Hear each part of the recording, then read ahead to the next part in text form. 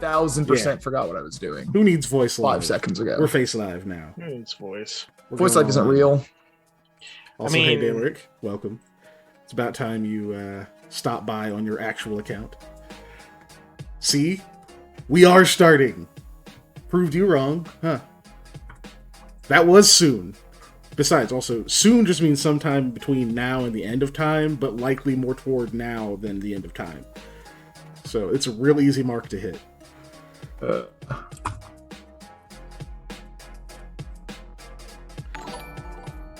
Got all those. So, most of you probably don't realize, but those are both Daleric. Lost Initiative is also Daleric. So thank you for the additional follow. Oh, shit. How many do we have now? Do I actually have to do work? 7. How close are we? that puts us at 3 more. 47. 3 more. Holy shit. We're really close to affiliate then. I have to actually do work and work on stuff. Oh no. I mean, but Okay. yay. Or any of y'all have significant others whose phone is nearby? Go. Steal their phone really quick. Steal their phone. Follow us. I gotta put that poll up. To figure out what we're gonna do for 50 followers. Legitimately, thank you. Thank you very much, Daleric and Lost Initiative, who are definitely two separate entities entirely. Everybody should never vote for be me the getting to same. stream me playing the Resident Evil 4 remake. Dave, you just want to build in an excuse to play that. Yes, I do. I Outside just of- want a 3-hour window of my week where I get to play Resident Evil with nobody I know what we should bothering do. me.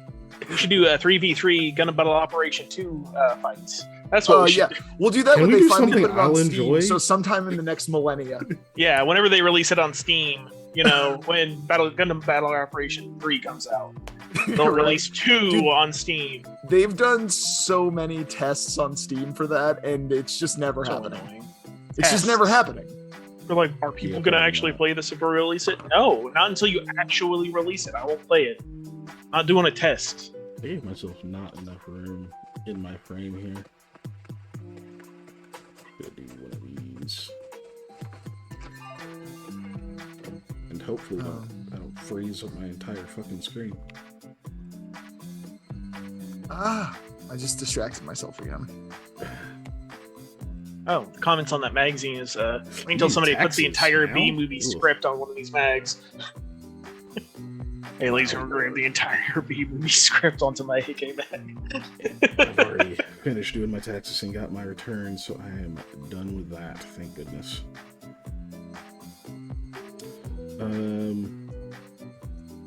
But yeah, what's up, everybody? Welcome again to the stream. It is that wonderful time of the week again when Hyperphase and I mostly make a TTRPG and randomly ask Panda questions so that he can go, oh shit, I wasn't paying attention. I'm not watching somebody 3D print something at the moment. And also, just jam out to lo-fi remixes of video game music, because hell yeah. Yeah, why not? Which I can actually hear while I'm streaming now, because I realized there was just a button I needed to click. Anyway, the fuck did we do last time? Man, Pull that's up a great stuff. question.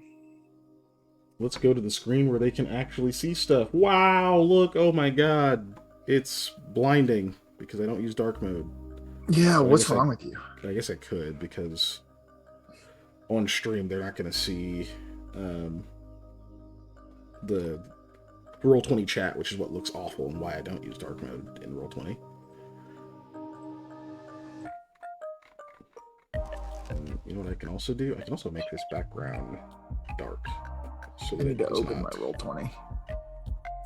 There we go. That's beautiful. Why did Roll20 log me out? Who knows? Logged me out too. It must have updated or something. Yeah.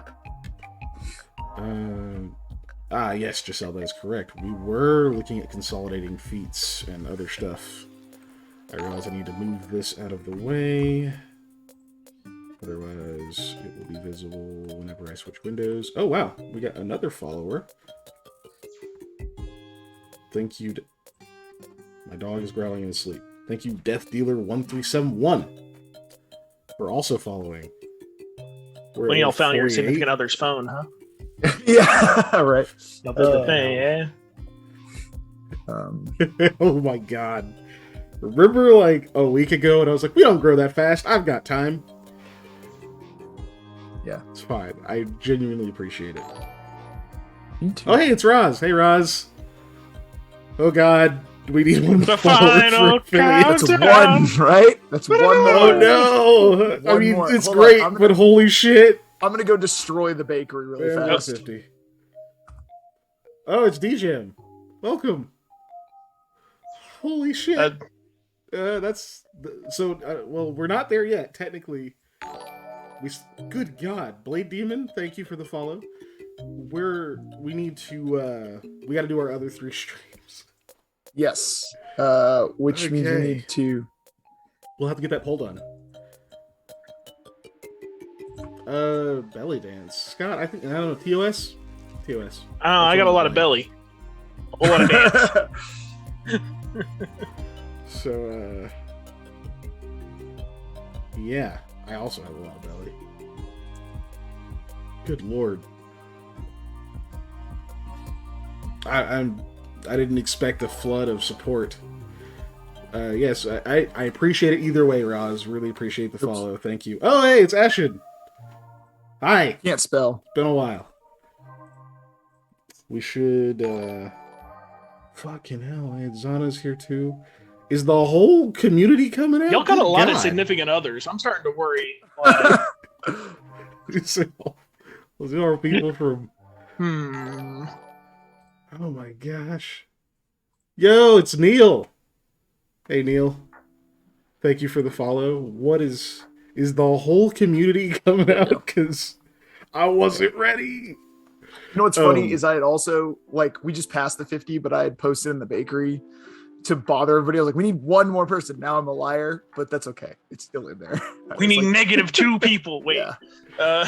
No, don't leave. I see what happened. Please don't leave. Not yet. Jesus Christ.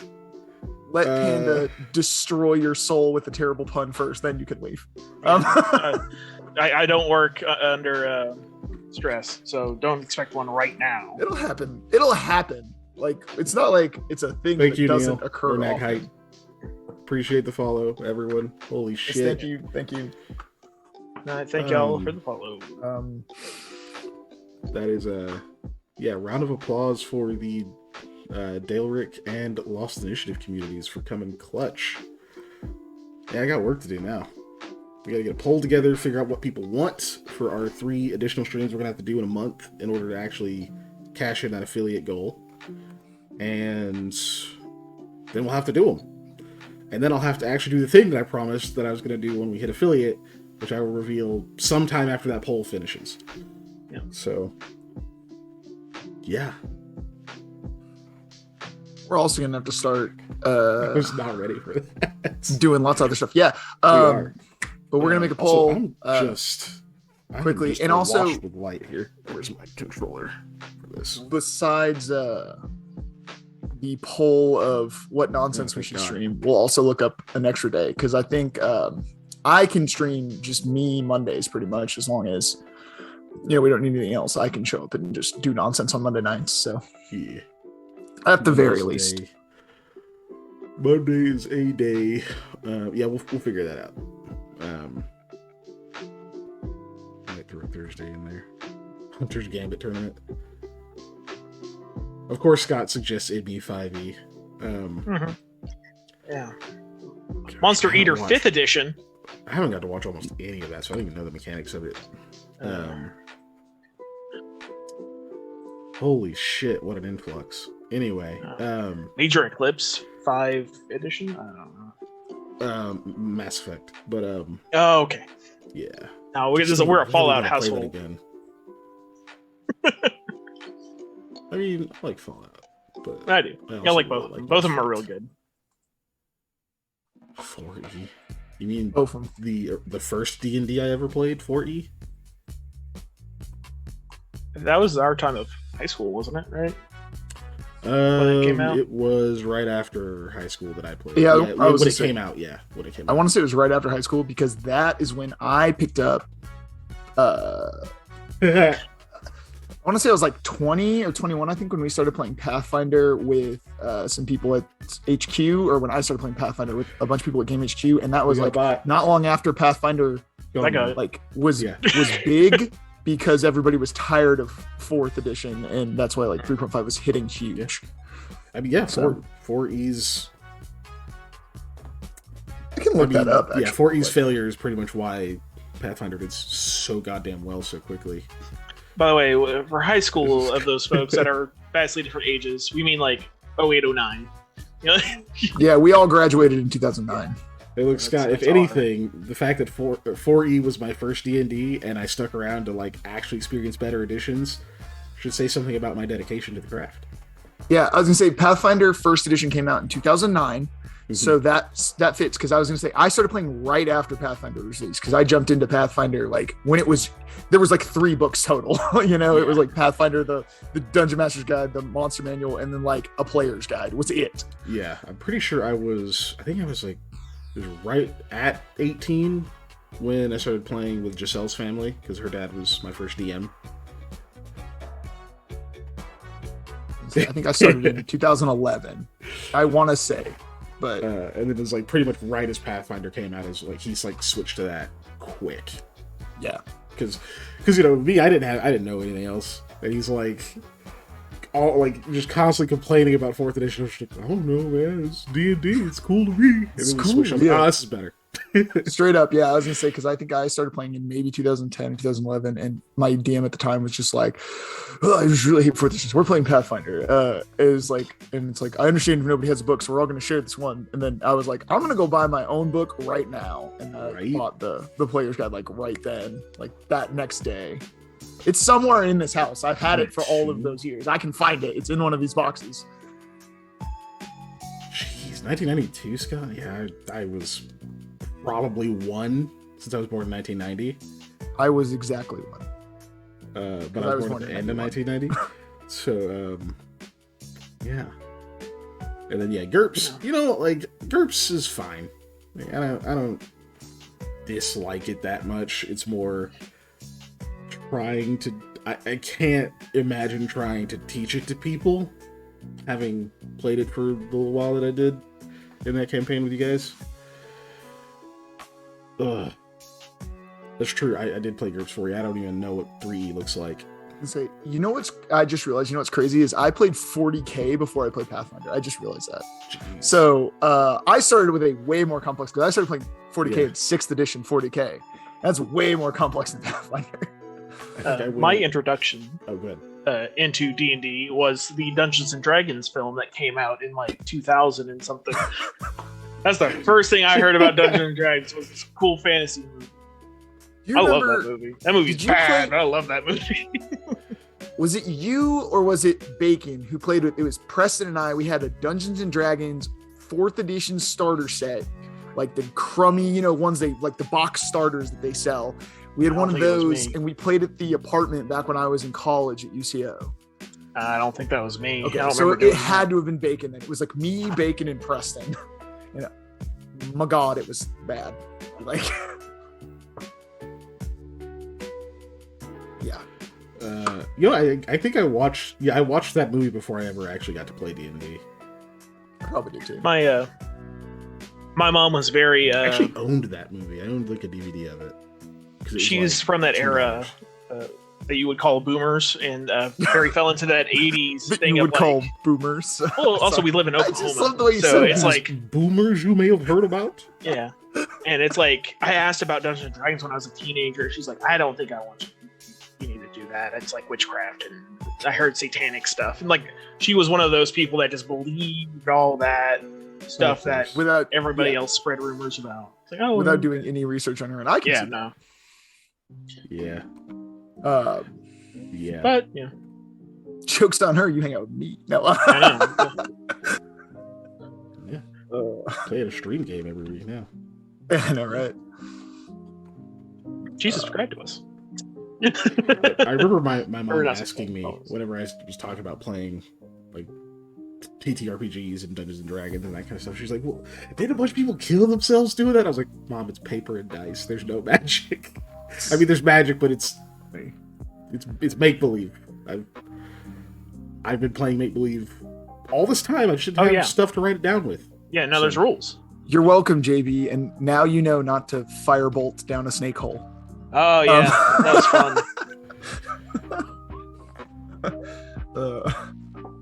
We made a custom character for him. It was like, yeah, he's just a fighter that has like you can cast firebolt. You know, like because we were like, whatever, it'll be fun. You know.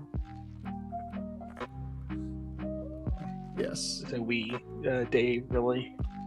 I was pretty much like, oh, I don't know. Dave will probably let you do whatever, you know, as long as it's not terribly broken, you know. Like, it's true. I will let you do whatever, but there are consequences for doing whatever. Yeah. Yep. You got firebolt. You just like stick your hand in the snake pit, shoot it off. I mean, nothing is more deadly to players than the consequences of their own actions. And scheduling, you know. But oh yeah, that's the killer, the slayer of parties is scheduling. Okay, should we actually do something today? I'm still a little overwhelmed. That's all right. Last week, you may remember that I was ADHDing my face off the entire week, basically. Like the back half of the week. Technically last week, yes. I couldn't focus on anything. That is carried over. I am still not able to think rationally about the world. Well, let's rein it in a bit and try to get something did. I believe in our Discord, if somebody wants to drop that in the chat, I liked Panda. It's funny. And not to bully Panda, just because I don't want Dave to do something else right now that may potentially send him off careening into the void. Okay, I'm gonna pin. Oops, I say I'm gonna pin it and I click the link. I'm gonna pin it, is what I was gonna say. Welcome and thank you.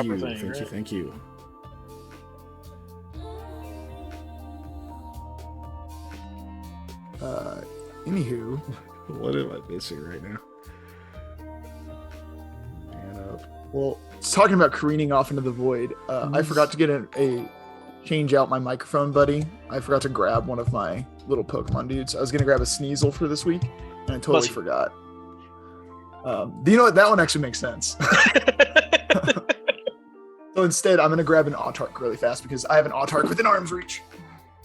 Come here, Autark. Let's talk about 40k. It is not painted yet, but that's okay. It is an Autark with a Death Spinner and a Scorpion Chainsword and a Warp Spider Jump Pack. There you go. Death Spinner sounds like a special move a alligator would do. Yeah, it does. Except this is a monofilament web gun that shoots a big patch of monofilament wire that entangles and eviscerates anything it hits. Okay.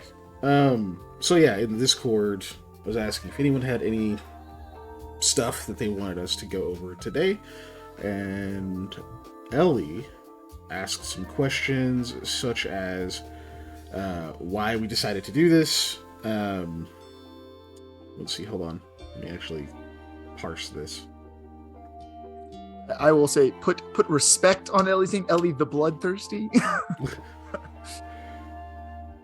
Which I should change that nickname back, because it was just funny for the week. But are we going to keep it pen and paper, or we make some sort of spreadsheet template program to make it easier for users? What's the ultimate goal? And other interview-like weirdness, according to her.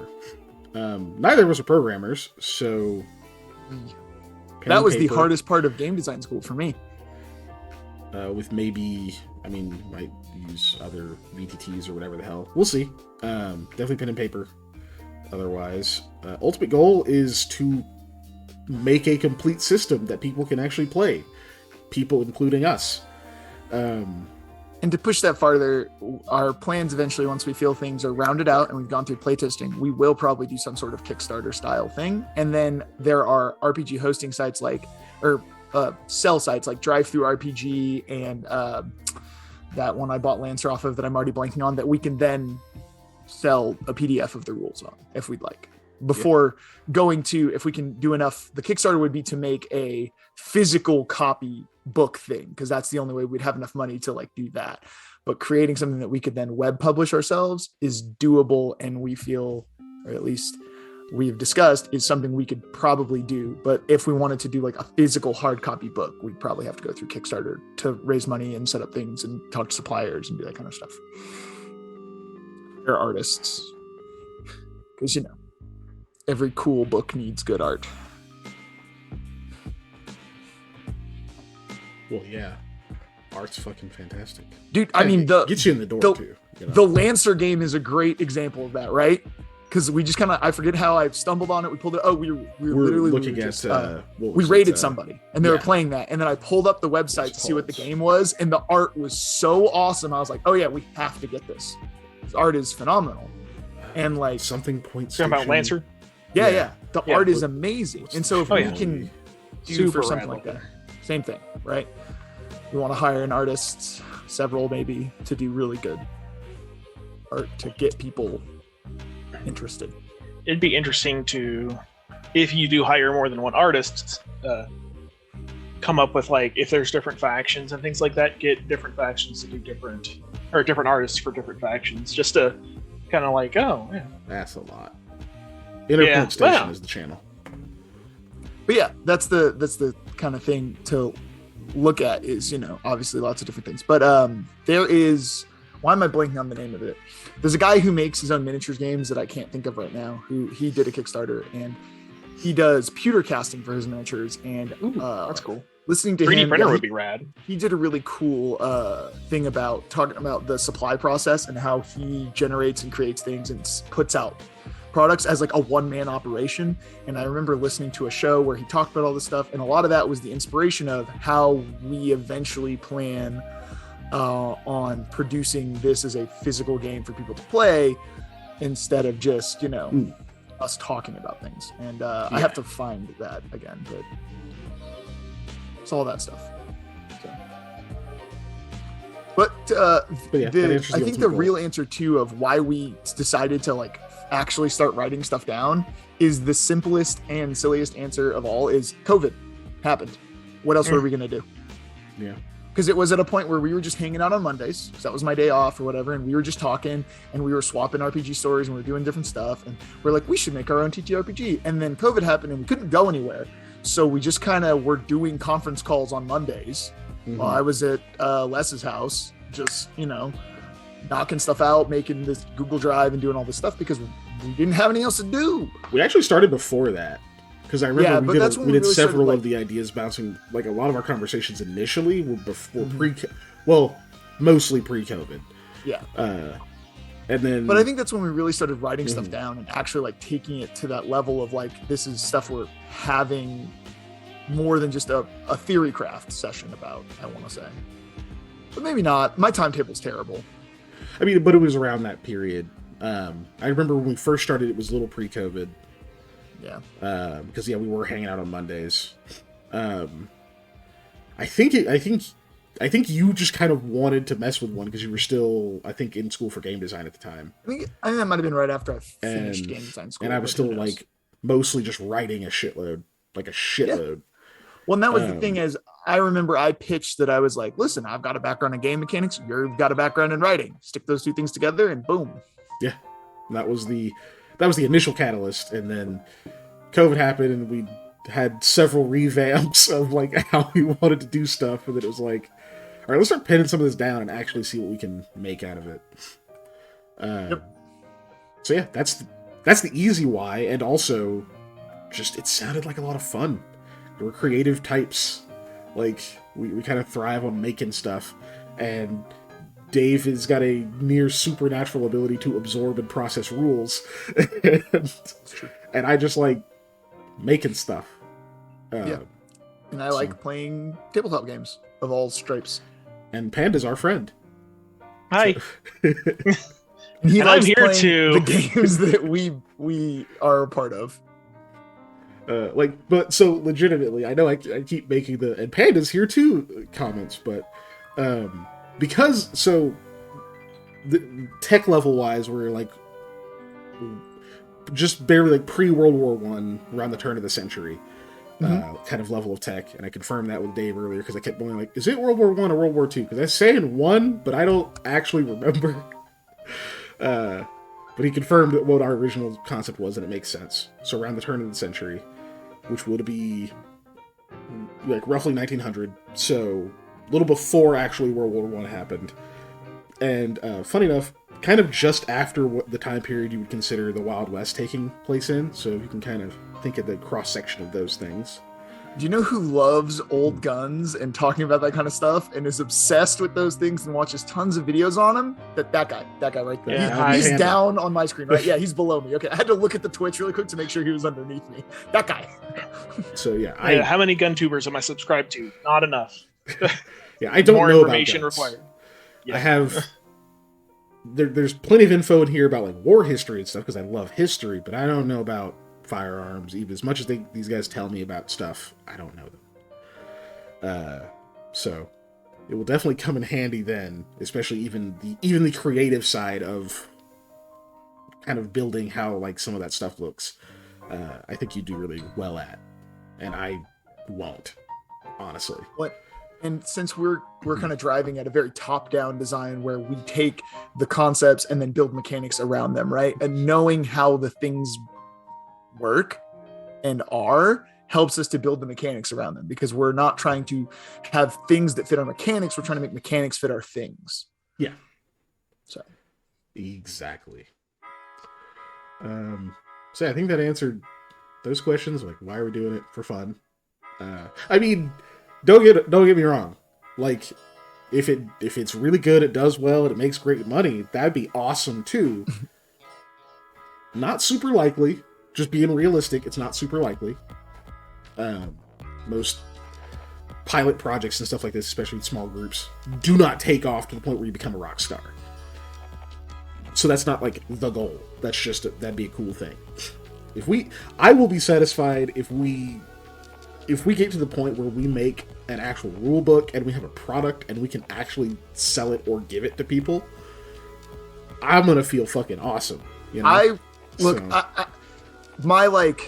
want to say my goal, but this is the wrong way to say this because we have lots of goals here.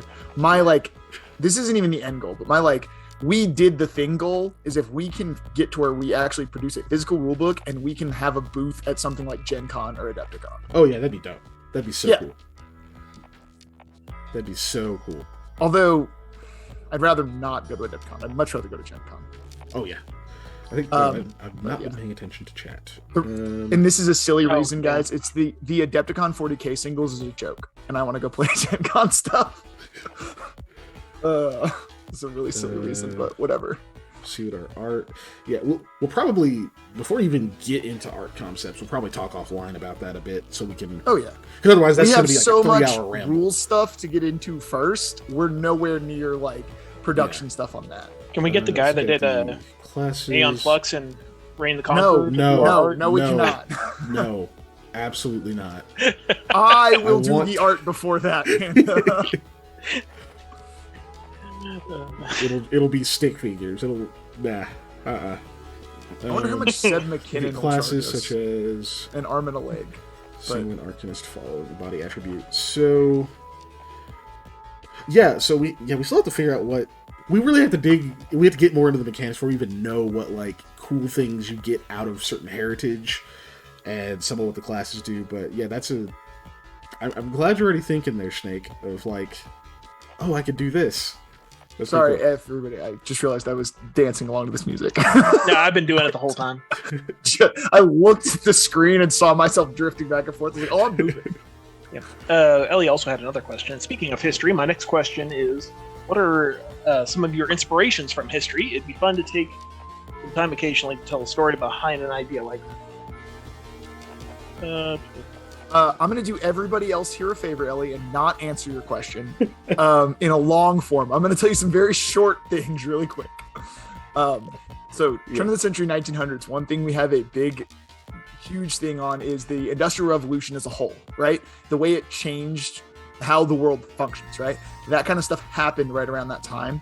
And so that, just conceptually speaking, is a big thing that we kind of jumped on, where we were like, hey, this whole world is starting to change and grow. But instead of the Industrial Revolution being from a mechanical and scientific point, it's much more of a like magical sense where these people are finding how to power trains and factories and things like that with undead, with magic, like the humors stored in specific items, things like that, like how to imbue magical property into gems, whatever, to then have it hold that and use them like fuel sources. So instead of coming up with something like coal and steam power, we are using the humors as a power source essentially, or like the undead people that are being used as sweatshop labor instead of actual terrible sweatshop labor, that was, you know, powering the world during the Industrial Revolution. And I think that was a big thing that we discussed as like a motivator to how the world is starting to develop, because it's going from isolated cities that pretty much function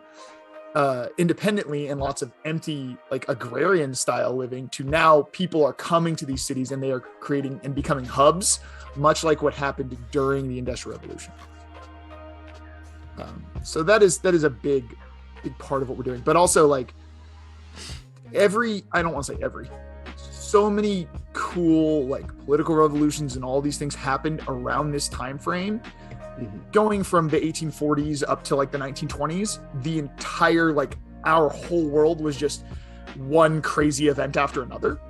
And all of those different things have something inspiring, or some person who helped inspire a concept or an idea in a lot of ways that we want to work off of, or like just cool stuff like that. And I will talk your ear off about it. And we have to design a game, not listen to me talk about Simon Bolivar.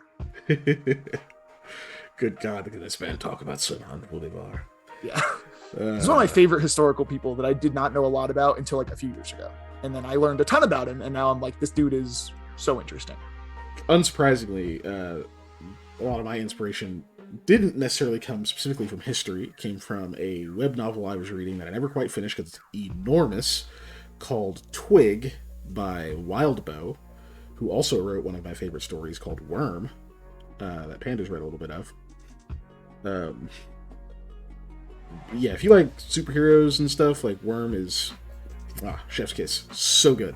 Definitely check it out. It's free. Just find it for free on the internet. Worm by Wildbow, also called Parahumans.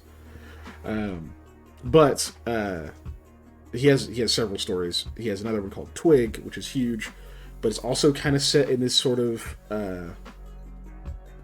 like a mid-industrial, like kind of almost imagine like England, even though it isn't, setting where the magic, so to speak, is all very... magic is more like... It's more like the science you see in like Mary Shelley's Frankenstein. Like that's more of a widespread thing. That's that is like what the world functions off of, is people who can do that kind of thing, but taken a few steps further, with just like body augmentation and like a lot of body horror type stuff, and brain and mental augmentations of different people to do different things. Shitloads of like corruption, like tiered society. It's a mess, but it's amazing. I got a lot of inspiration off of that. We're also both pretty massive Magic the Gathering fans. Good God, I can't talk today. And I was going to say, and Innistrad specifically is a plane that has a lot of stuff that we kind of drew some interesting inspiration from, because there's a lot of stuff like that as well, I want to say. I have a Innistrad Commander deck right here that is basically this exact thing that I made because we were doing this game, and I was like, oh yeah, this is like it's Ludovic Necrogenius deck. Anyways, and it's like based off of that whole thing.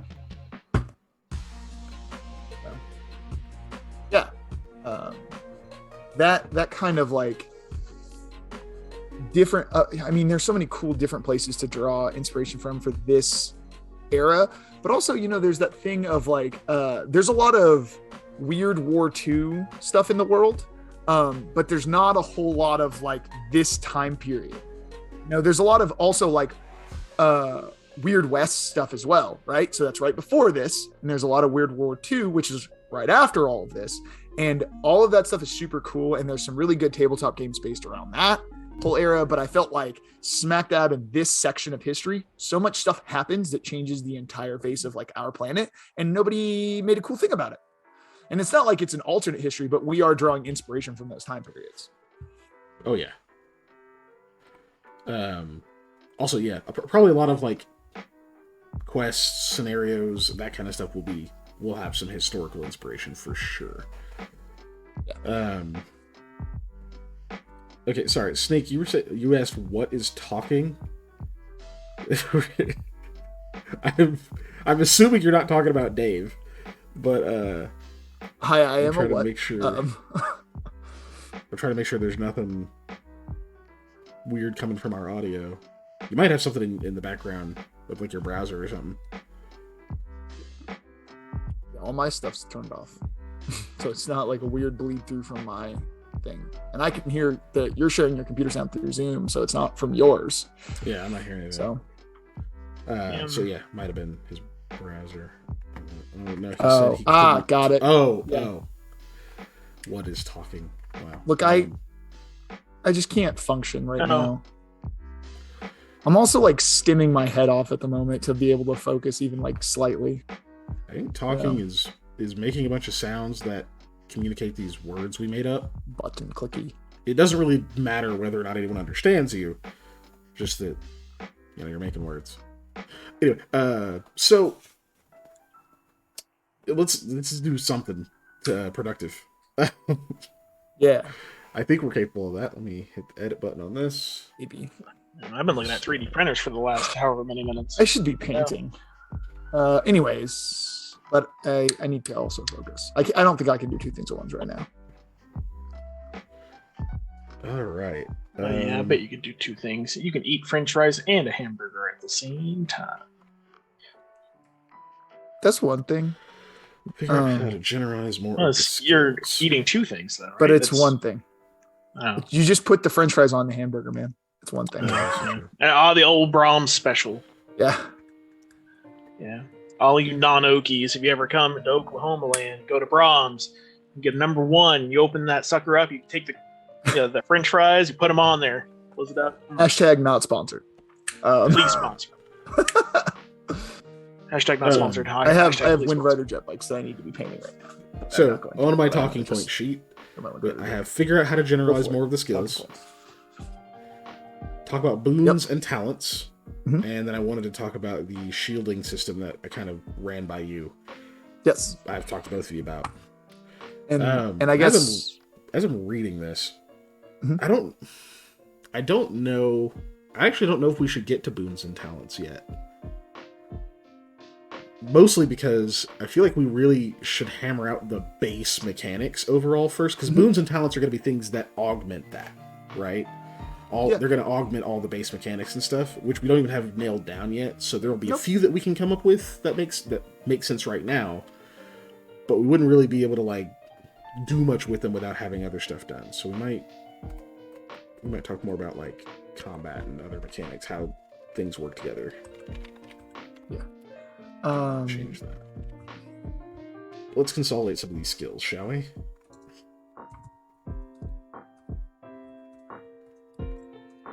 So, to recap. What would I say? And obviously, right before we went live, we talked about hexes versus grid, which is something that we don't have to figure out right now because it doesn't. The way our mechanics are working isn't really going to be affected by that. But we also talked about using yards instead of feet, like having each thing be a square yard, or in this case, it would be a hex yard instead of the 5-foot squares, which also isn't spectacularly important for developing the mechanics. Those are things that aren't. It just, we could literally use a unit as a placeholder right now. It doesn't have to, the unit we use doesn't matter. But those are also things that we just need to make sure we iron out detail wise. Yeah, for sure.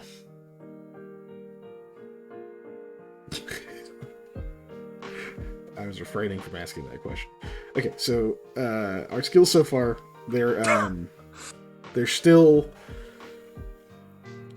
Stop looking at chat for a second. So yeah, I need to do that too. I need to also just minimize chat. That's why Panda's here to prevent us from doing this, and we're not doing it. I mean, there we go. I collapsed it. I can't see it anymore. It's gone. So we have our core attributes are body, mind, soul. We've gone over that a few times. Body stat is bodily health, strength, fitness, mind, intellect, cunning, studiousness, instincts, soul, expression, inner strength, and the connection to the otherworldly. Neat. A lot of things are categorized by those 3 things, including your skills. Most of the body skills are combat ones. Most mind has a shitload of skills, and then soul has a few skills. We're going to run through the list real quick. Skills of the body: acrobatics, athletics, avoid detection, perception, sleight of hand, and then all your melee weapons, unarmed and ranged weapons, and then all your defenses, which are dodge, evade, block, and then parry, deflect. Mind: alertness, blend in, deceive, might also be intimidation, demolition, investigate, maintenance, medicine, lore or knowledge, linguistics, persuade, pilot, primal forces, sabotage, surgery, survival. And then soul: craft, handle animal, perform, unnatural, which is a kind of knowledge thing. Professions really aren't going to be a skill. I just left this here because I wanted a note for it. Sense motive and supernal forces. And then we have some other ones for magic. Magic will be shaping, biomancy, manifestation, psychomancy, casting, and mitigation. Cool. So, in order to consolidate those, eliminate some, I have a place. Speaking of things not being skills, I just wanted a place for them. I did make a sheet on our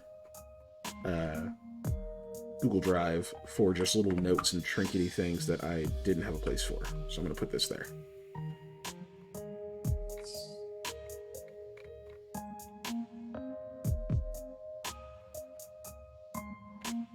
If I can find it. There we go.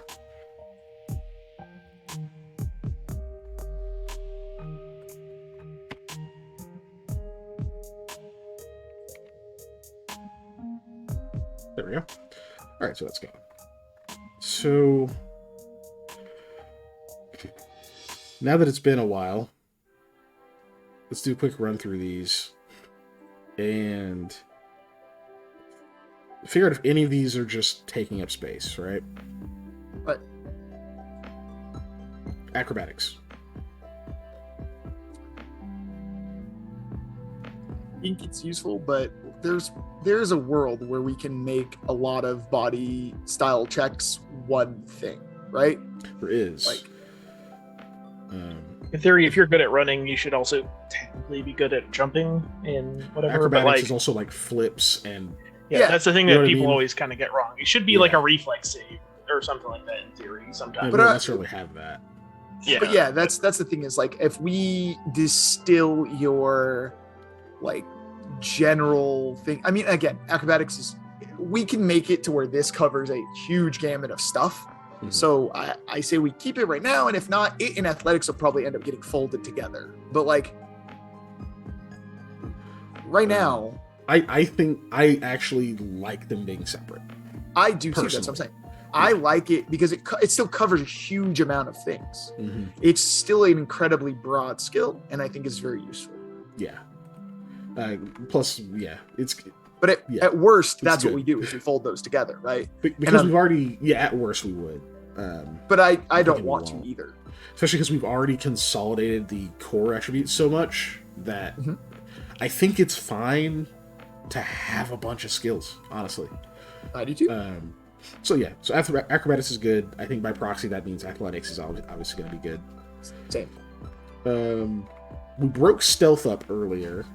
We might obviously come up with different names. These are placeholder names, because that is one of those things to get, besides the fact that we are literally using names that already exist for skills that exist in another game, which is fine, but is one of those things that's just basically where we pulled these from. We have not gotten a chance to name them ourselves, but what they represent is your acrobatics and your athleticism. And I mean, athletics could be something more akin to like feats of strength or whatever, but still, you know.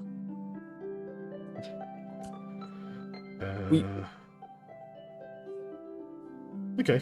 And then we split up our stealth skills. We have like avoid detection and we have blend in. Yep.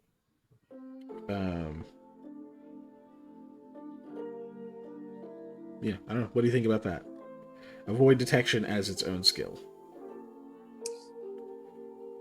I think I like what we were thinking when we made these, right? Because what our concept is that we wanted to be able to use two different core attributes to functionally do the same thing.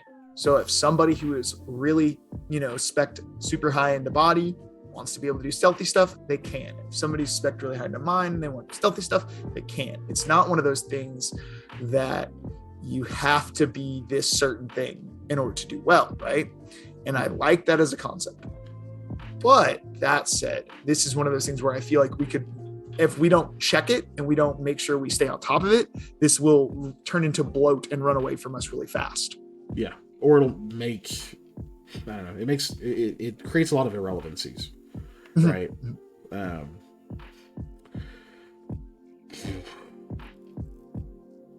Yeah, I think, I don't know. I have mixed feelings about avoid detection right now. Yeah, I mean, under body, I feel like it should just be sneak, because that's really what we're talking about. Sure, we talk about your physical ability to be quiet. It could be right, but if you just say that to someone, that is a hugely general term. Sure, because avoiding detection isn't just being quiet. It's so then we just need to specify our naming convention. That's our problem. Is our placeholder isn't good, not that the skill isn't good. Right. So that's what I'm saying. Maybe we change it to sneak so it's more obvious what it's for. Sure. Yeah. I'll move those so that it stays in alphabetical order. I'm going to save it and then reopen it. So we have next would have been perception. Which it's probably the Pathfinder GM and player in me I feel is invaluable. Like you can't get rid of it. Yeah. But that is not true. I can't think from that standpoint. Technically perception is also a pretty broad reaching skill, which is why it is the most rolled skill in Pathfinder and most versions of D&D. This is also one of those ones, though, that I think we need to check our placeholder on, because we are doing your physical ability to notice things, not because we also have an investigate skill, right, down in mind, basically. Yes.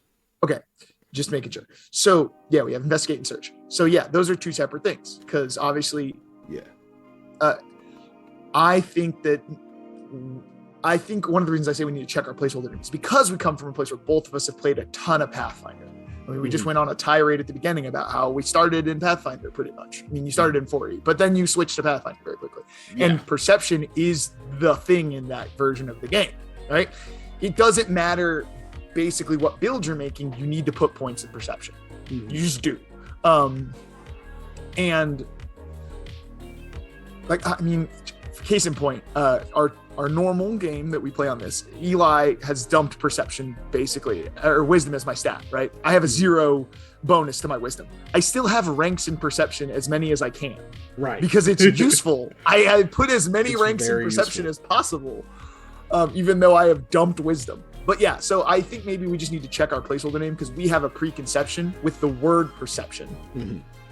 But it's still functionally doing that, right? It's your physical ability to notice stuff. Yeah, because we don't necessarily want to do the 3.5 breakdown of spot, listen, whatever the other ones were that I can't remember because I haven't played 3.5 forever. I think they had spot, listen, search. I think were your perception, because Pathfinder consolidated those into that one skill for a reason, right? Yeah. But yeah, I think here's what I'll do. Because I think the name still sticks.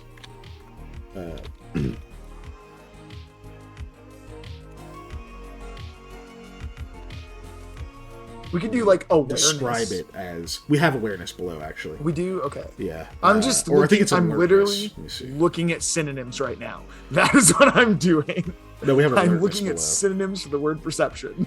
All I'm gonna do is just describe it, because I think we have the same idea on what it means, and that's not a difficult concept. So I just put a little descriptor that is detection with physical senses. That's what it means. Okay, cool. So I think it's fine. And then we have sneak, which we just came up with. Then we have sleight of hand. Yep. Which we put in there initially just because, we're pulling from stuff we know. Does that need to be its own skill? Or do you think that should be... Yeah, do you think that should be its own skill? I'll just start there. I want to say yes, and here's the problem. I don't want to run into skill. For all of the people who are also Bluey parents. I don't want to run into the Mr. Monkey Jocks problem, where we can't throw anything away because everything is special and nothing is special, right? For those of you who don't have kids and don't watch Bluey incessantly like I do, Bandit makes the kids try and get rid of some toys, and they have a giveaway pile and a keep pile, and they just put everything in the keep pile.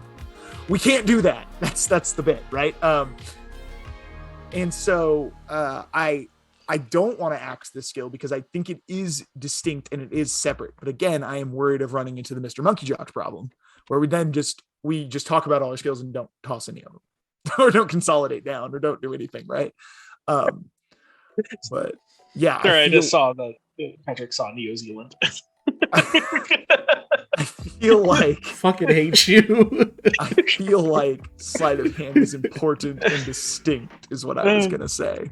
Yeah, it is important and distinct. I kind of want to drop it because it is also very specific. Mm-hmm. Well, with Monkey Jocks, you gotta go back to the original film, Robo Jocks. Oh no, which is a movie that we've tried to watch. No. Okay. I tried to not watch it. First off, how much of that movie did we make it through? I could finish that movie. I've watched it. I ended up watching all of them. We stopped. I forget why. I think we were hanging out with Crispy or something. We just stopped and switched to something else.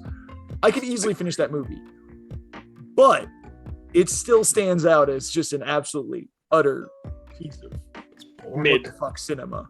Like, it's boring. Yeah, it really is boring. It's for a boring. mecha movie. Yeah, it's boring. It's not good, and it's not bad enough to be interesting, at least in my opinion. But boring is way worse than bad.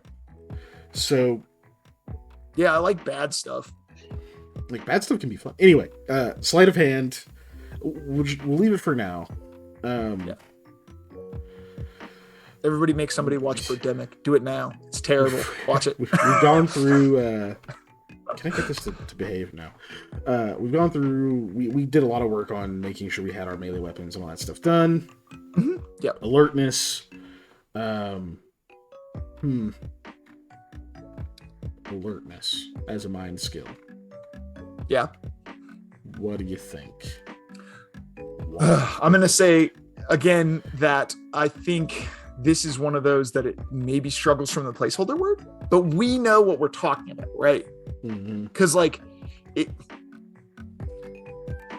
there's got to be a better term, but I don't know what it is the problem too, right? Yeah. But it is that ability to react quickly to something, essentially, and your ability to process information around you that is occurring rapidly. Like if you get attacked, or not even just that, I want to say, if someone is going to attack you, your ability to understand that is coming before it happens, right? Like if we're camping, let's say, and you hear a rustle in the trees, and that's a perception skill, right? But then being able to react to that in a manner that puts it as like, oh, this is actually a threat or another thing or whatever. That's kind of what we had gone for with alertness, I believe. Yeah. And I don't know if the placeholder name's not good or if it really does struggle from being one of those things that I'm like, I feel like this can get spun into other skills, or still just perception. Yeah, that's what I'm saying. Is it can get spun into other skills, or it is one of those things that we're trying to add something to it. Yeah. That it's not there. We're trying to give it a personality it doesn't have.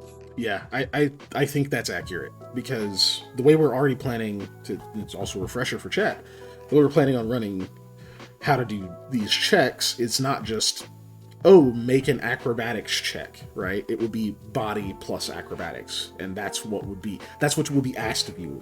Roll a body plus acrobatics, right? So realistically, your narrator could ask for a body perception or a mind perception, we don't actually need an alertness undermined if that was initially, because I don't remember, if it was initially meant to be the mind version of perception, we don't need it. And if it was meant to be more of the kind of, I guess, reactive form of perception, we kind of still don't need it. Yep. So I think we can drop it. Yeah. This was all a brainstorm anyway, so it makes sense why some stuff won't make it. Blend in, I think we're... So that was our version of... laying low. Yeah, it's supposed to be like the blending in version of stealth rather than the remaining completely unseen version of stealth. Yeah. Well, and we had talked about, I think, that blend in could be used in multiple aspects, not simply in the coming up with an idea to, like, let's say, camouflage yourself, but also to be able to interact in social situations and not appear to be out of place. Right. This is disguise. This is like, I guess if you played Fantasy Flight Star Wars, this is cool. You know, this is to just not stick out or do the wrong thing at the wrong time. Lonnie is empty. I'm sad. Cool. And then deceive, that's our bluff, that's our deception, that's all that stuff. The reason it has intimidate under it, as well as something else has intimidate under it, is because we didn't want to make it intimidate skill. Yeah, that's pretty much it. Like, we can lump that into something else depending on what they're doing. Yep. Demolition, how to make this more general. That's still one of those, like, do we need a demo skill, or is that going to be a thing that we make a talent or something later? Like, is someone going to really want to put this limited resource of points or whatever they have into that, like, every level or something? We could, because it's just one of those things that we could lump it together with stuff like maintenance. We could just make like an engineering skill or whatever, right? Yeah. I think by demolition. Expand upon what your definition of demolition is. Breaking shit. Not using just your hands, right? It would encompass things like properly setting, explosive devices or something to bring down a structure, or knowing the weakest points and how to, like, basically, like, how to destroy things, structures. Understanding that you can just run through drywall as long as there's not a stud there. Sure. But also, the reason I ask that is when I hear demolition in a game, it makes me think of explosive use. Right. So it's one of those things of, should it be part of explosives, or should it be like a weird thing that kind of goes like, oh, if you have a high explosive skill, that can kind of go towards demolition or something like that, Yeah, explosives I think was meant to be lumped in because we don't have an explosive skill. Yeah. It's one of those things I talked about before, that one of my pet peeves in games is explosives are sometimes treated as like super rare and high damage items. So part of those things is like, yes, I got to use this explosive, but I do, like, now that I'm high level, I do the same amount of damage as explosive if I do it like a critical regular hit or something like that, So there's no point to use a super rare thing because I have plenty of points to making it better. Well, something that, and you don't want to guys looking at like Fallout something and other that you won't use very often, right? I was gonna say, but something you guys, the viewers in Panda, don't know is Patrick and I had a really long discussion about World War I grenades. Yeah, that's true. That is true. I was there. You were there for that. And how much damage grenades in this game are going to do? That's. So one of the what I looked up was the Mills bomb, which was the commonly used grenade in England at the time, and it's our search histories, by the way, are just Pegasus. Because I was looking at yards for how we're going to measure our spaces and stuff, because firearms are common, explosives are relatively common. Most of that stuff gets measured in yards. So, and plus, it's easy to say, like, okay, a person can take up roughly a yard in a space they're standing. You can reach, if you're in 1 square yard, you can reach into the next square yard fairly easily. Really easy distance to gauge. It's also very close to a meter. So it's not a super difficult conversion from yards to meters. Anyway, so I was looking that up. the Mills bomb has a wounding radius of like 35 yards, which is fucking huge. You may not be able to throw it that far, depending on the situation. So, it's pretty dangerous to use. But anyway, that was just fun knowledge. Back to the skill. So let's say we lump explosives into like demolition is like explosives, and your ability to like know how to break down structures or disable vehicles, whatever the hell, right? There's a lot of talk about fanfic. Anyway, so I'm not even looking at it. If we do that, how useful does that make the skill useful enough? So, okay, one thing I was going to say is what we might do is just make a weapon skill based around using explosives and then parlay that into a demolition skill instead of this. Yeah. If we want to cut down, if we feel like this isn't going to be useful enough on its own to put points in, right? I actually think a weapon skill is less useful than this, right? Because no one's going to be like, my primary method of combat is throwing grenades. Like somebody might, right? I'm talking about players here. Someone might, but that's a super, super gimmicky niche build, right? I agree. And so, like, otherwise, like, dude, I'm not gonna put. I can throw the grenade; it'll still explode. Sure. I don't want to put points in that. But I'm saying if we use it as a weapon skill and it's multifaceted, then it gives people a reason to use it. Because beyond them just using it as a weapon, it also does this other thing. Whereas if I see what you mean. Rather only have this other thing, then they're using those points, and it doesn't also benefit them in a combat situation. Yeah. This way, it does both. And to Snake, it would also be used to. That's why I was saying to like destroy structures and that kind of thing. But I do like the engineering skill or whatever also does this, right? It's true. Those are the people who design how you demo buildings, are engineers. It's true. So we might just turn it in. We might just make it engineering, and it have a lot of things lumped in. And we'll just see how it works, right? Do we lump maintenance into that as well? Because I see very closely below that, is a maintenance skill, which does this work as a skill? I feel like if we've got engineering eating up all of these things, we might have to put that in there too. Yeah, and you know what? I think like that's probably fine. Just as someone who does a lot of, I mean, my literal job day to day is maintenance, right? Yeah. But so as someone who does that, like, I think I use a lot of the same mental space to understand how to disassemble a paintball marker as I do on how to properly brace a wall. It's weird that those are the same like headspace, but I have to approach them in the same conceptual space, even though they're literally two different skill sets for me, is one being like how to do like carpentry functions, and the other one is I have to understand the pneumatic air system. But without any formal education in either of those two things, I approach them very similarly, right? Because no one sat down and taught me how to fix paintball markers like when I first was learning how to do that. No one also sat down and taught me how to do basic carpentry skills, except for my dad taught me how to not cut my fingers off. But like really, a lot of the stuff I do, I think it is just the way my brain works. These things all come from that same spot, even though they look very dissimilar on the surface. They use a lot of the same concepts. Makes sense. So I think it works, I guess that's the long form answer for let's do this. I get, sometimes you have to talk through it. I get you. Yeah. I do the same. Okay, so we got that saved, and then our next one was investigate/search. Which I still like in concept. I'm a fan. That's one of the things I like about 5e is one of the things I hate about 5e is they're not granular enough on skills. One of the things I do like is that they finally separated perception and investigation.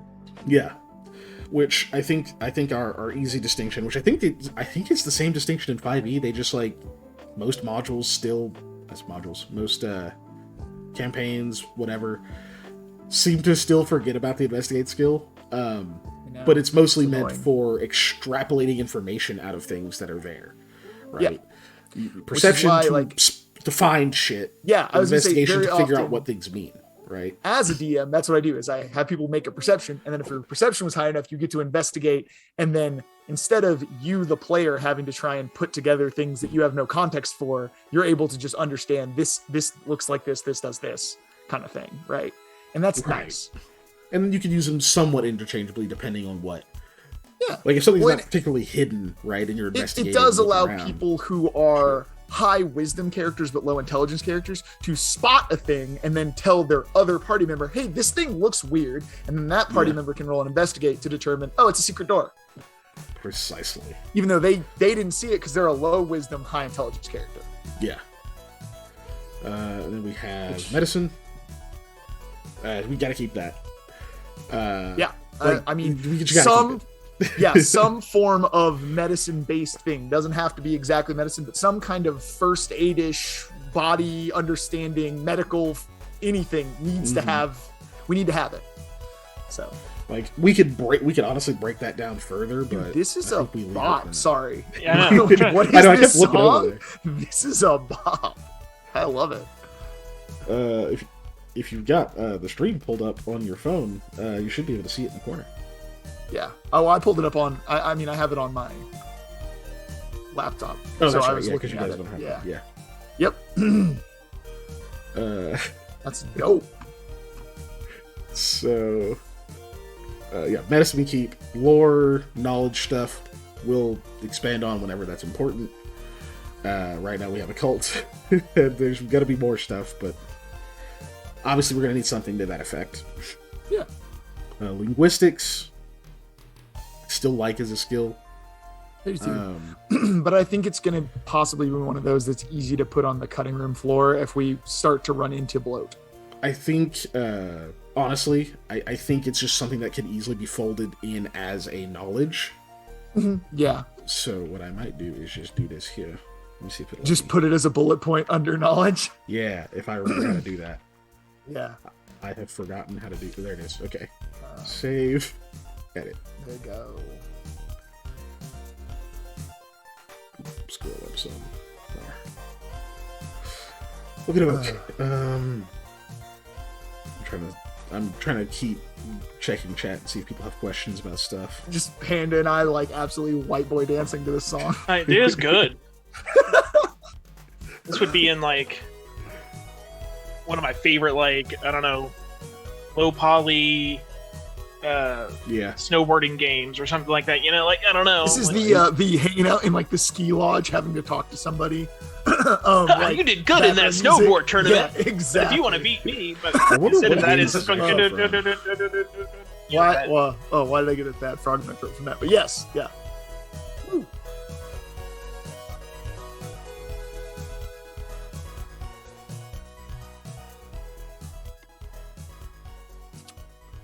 Less important than snake tongues, though. Snake. They need French those for way more strawberry fields. Yes, it is. I could have told you that. I didn't know we were asking what it was French for. I was trying to figure out what game it's actually from. Oh. If my friend Jean Paul was here, you would also tell us that. Either way. Wow.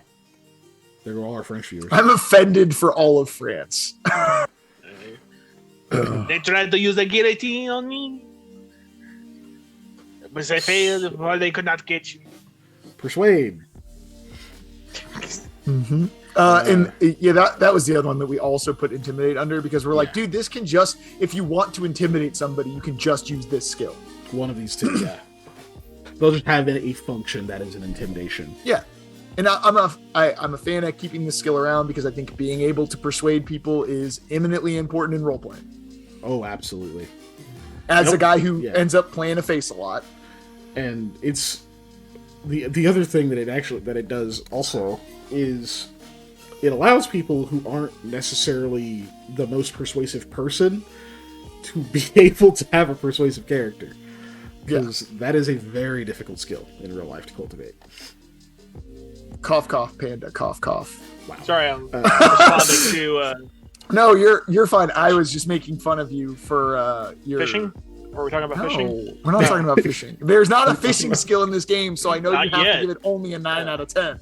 You can't give it a 10 out of 10. But there is going to be a fishing mini game. How about that? No, That'll be the funny. It's like what the creators have to say about their game. We put so much time into it. Blah blah blah. I only go to 9 out of 10.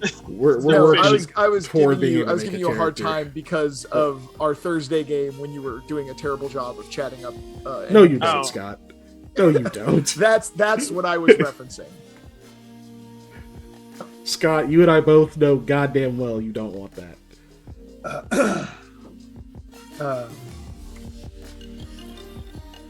Those are large ears. He fucking hates super long elf ears. Oh. Yeah.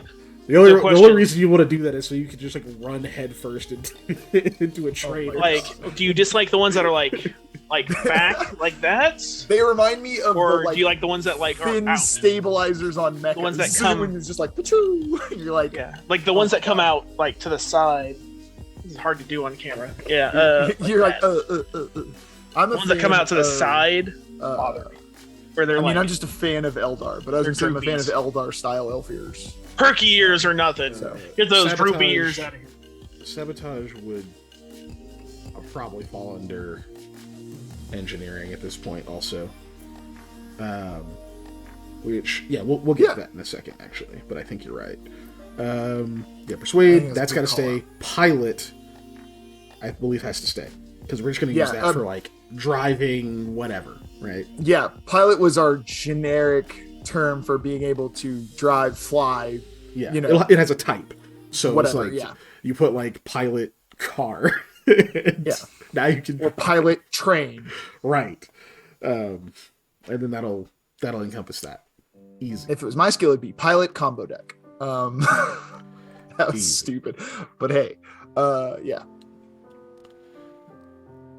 So, so it's technically multiple skills. Yeah, you wouldn't be able to be like, I used my pilot bicycle to drive this tank. Like, no, you fucking don't.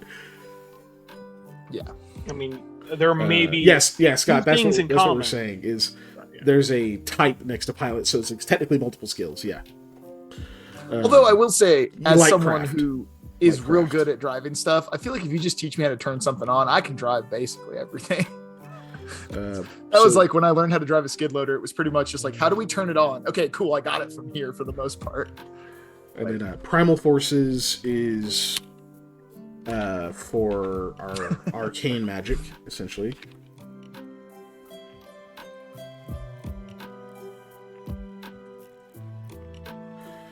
Sabotage, that probably just goes under engineering right now.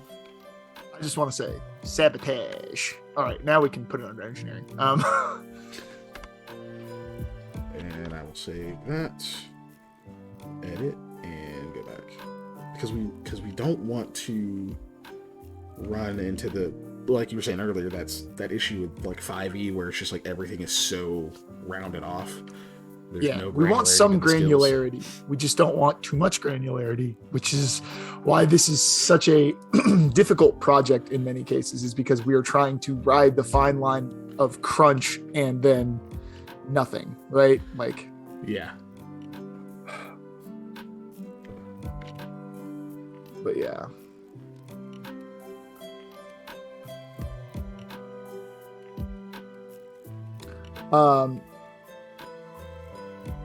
Emotes. What are we on next? So next is surgery, which Snake was positioning it to actually go under medicine. I believe we separated them for a reason. Well, because knowing I just like them being separate skills. Oh yeah, I was gonna say I think the reason we had separated them, and I'd have to go watch the last one, but when we talked this through, is that they are two separate fields of medicine for a reason. Like internal medicine and surgeons are not the same thing, and I think that was why. But I think surgery was more of our obviously surgical whatever, but we also were trying to put like some of our first aid stuff in that, whereas the medicine was more of a knowledge skill and less of an actual first aid style check, I think was what we were separating that out. So if we did anything, I think we fold medicine into a lore or knowledge, and then we leave surgery as its own, because it then is our first aid skill. It then is our immediate care skill. Yeah. Whereas then medicine is a knowledge skill. So, ooh, hold on. That's not a bad idea. This is also a bot. I like this song. This is the one problem with us getting to have music, because I am very easily distractible.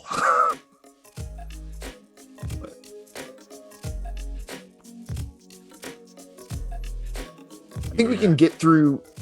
How many do we have left on this? Sorry. Okay, let's I was gonna say let's get through Soul and then we can take a break, because I was trying to figure out when, because it's almost 10:30. You know, I want to try and give us our break at about the same time we normally do. It's harder to structure in breaks, I want to say, to this than it is to do in the session, because we'll just keep rolling. Medicine being that is not bad though. Yeah, because medicine is a knowledge of medicine, where surgery is a practical application of your knowledge of medicine. We could steal specialties from stuff like World of Darkness, where would not then survival fall under lore and knowledge? No, because that's your use. That's your practical use of those knowledges. Yeah. It is your practical ability to survive in the wilderness. Yeah, not just knowing the things. It's we could have a knowledge of that if we wanted to. Like that would be like knowledge nature, right? Yeah. So your knowledge of nature, it can be a thing you use to understand stuff, but you actually have to have survival skills and be through it in order to use it. So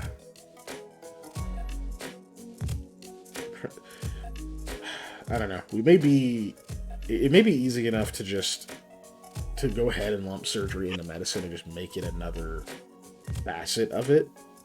Like surgery is one of the things you can do. Sure. As part of medicine. So here's what this might just be my mind. Because we put medicine under knowledge, then I kind of want to put different medicine categories, right? Just like different sciences and things like that.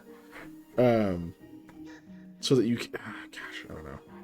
I might be just getting hung up on it for nothing.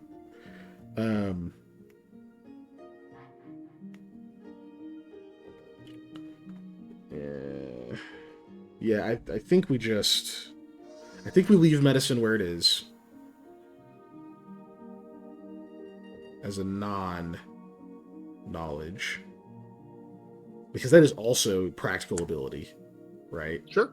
Because it would encompass things even like, you know, a village healer or something who's just learned from their predecessor or whatever without like reading books and doing this other stuff. It's just like what they've done over a long amount of time. Well, I think what I was suggesting, what I was suggesting is we make medicine a knowledge, and then instead of it being surgery, we make it first aid or whatever. So that then instead of it literally being surgery, it becomes practical application of the knowledge. So that then if you had a village healer who learned, they would have the first aid skill, and they might have knowledge medicine as well, which would essentially functionally change both of those things. Yeah. But I'm not married to that. That was just my like quick hitter if you want to get rid of that. I'm fine with keeping it both separate for now. That's a logical breakdown.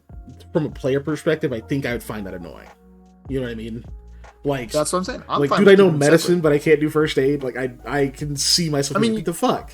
Yeah. Right. I get it logically, but I suppose you still could do first aid. You just wouldn't get as the bonus, obviously, right? Yeah. It's just... So we'll just... At that point, maybe you could argue... This then gets into the weeds of, like, arguing as a player, hey, if I take a knowledge check, can I get a bonus to my, first aid roll? And then it's like, that opens up a whole other can of worms for doing things like that. Yeah. Just make surgeries difficult. Yeah. And we might, I might talk about specialties in a little bit, just because I think this is a system where those make a lot of sense. And I think having surgery be a thing that instead of it being a skill becomes like a feat style thing, where you become good at this and then you get to use your medicine skill for this thing and you get like a bonus on it or whatever instead. Good night, Ellie. Yep, good night. Go to bed, but also good night. Go to bed. Yeah, she was talking about how she hadn't slept at all. So convince us to try to stream on Wednesday night.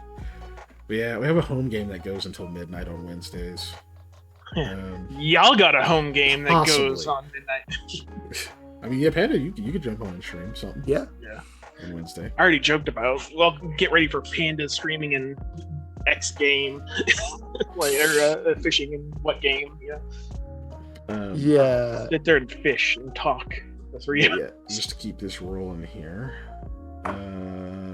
So that means our next thing is survival, which I still want to leave that as its own skill. I think it is invaluable to have as its own skill. Soul, craft. We have to address crafting. People are going to want to craft. Yeah, I think. Yeah, no. Crafting's fun. Don't get me wrong. As someone who very rarely does it in games, I still think it is incredibly important to have. So yeah, and I don't do it as much in games either, but I think that's because I love the concept being able to craft things, but I generally don't like the execution. Oh yeah, that's for me. Like I haven't really run into a crafting system that I've liked a lot. I get frustrated. That wasn't someone just homebrewing how to do it, and it was fun. I get bored or whatever the word is. Frustrated is not the word. I get bored, or it's too there. It's either there's not enough granularity where it's literally just like, hey, you crafted the thing, congratulations, and I'm like, yeah. Well, it's or there's too much, and I'm like, I don't want to go through all these steps. Yeah. Go ahead, Panda. I'm done. Are you sure? No. Yeah, he was just staggering his sentence. Go ahead. Yeah. It sucks when people do that when they're talking. No, because it makes it sound like they're done talking. I'll throw something at you. You're in the same house as me. No, in 5e, isn't it like half? Like to craft something, it costs like half the item value or something like that. There's no rules. Right? There's no rules. I thought that's what you're thinking of. In Pathfinder, you convert its gold cost into silver, and that pretty much is your bar of like the bar you have to fill up in order to finish crafting the item. And you get like 10 times your craft. What am I thinking of though? Because I swear there's something I saw. Oh well. Dave had to just make up stuff on how to craft in 5e because there's not a thing. I think they made one, or there might be a home brew thing of crafting that I pulled stuff from, but I mean they might have had some weird expansion thing, but there's some stuff, but it's not good, man. You don't have a skill for it. It doesn't really give you much to work with. Yeah, it's not good, dude. That's why we're using survival for your moonshining instead of a craft skill. Yeah, that's true. Where in Pathfinder you'd roll like craft alchemy or craft something or profession brewer or whatever, right? Yeah.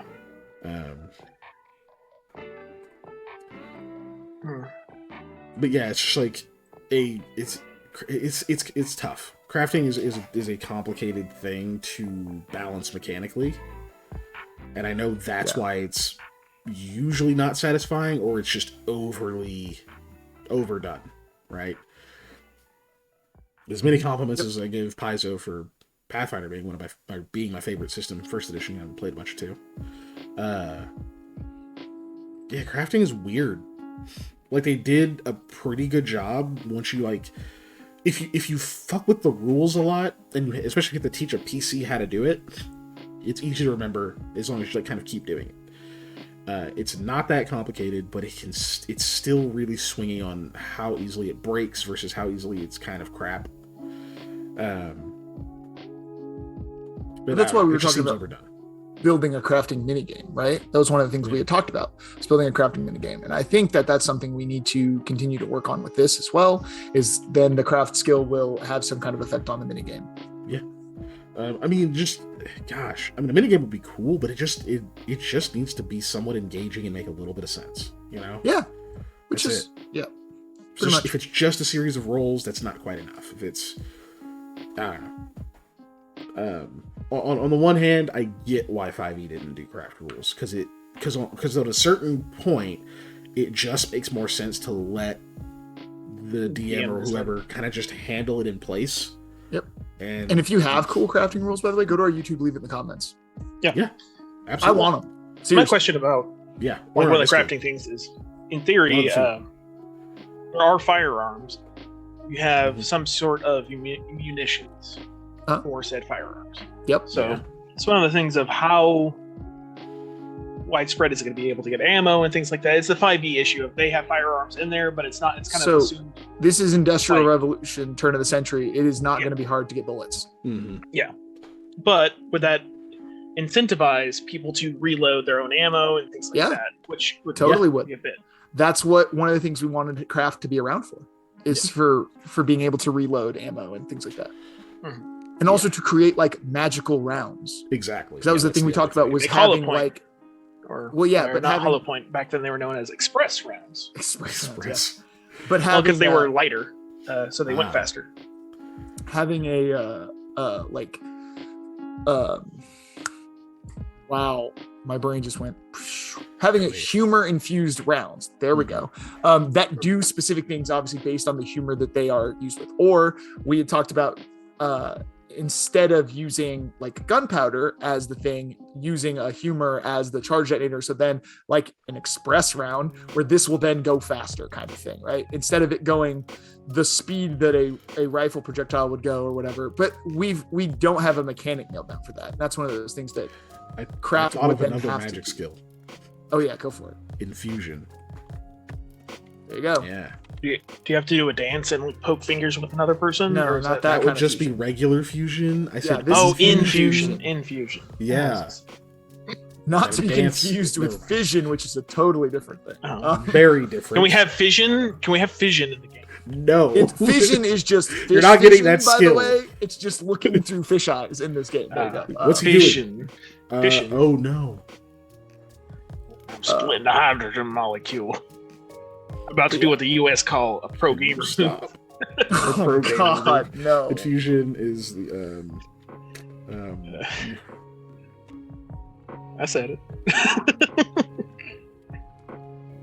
Because I remember while he's writing something down, early on in our talk process, one of the things I was talking about was wanting to be able to have like bolt action rifles that you could manually load like a crystal or a vial or something into and basically shoot lightning out of a bolt action.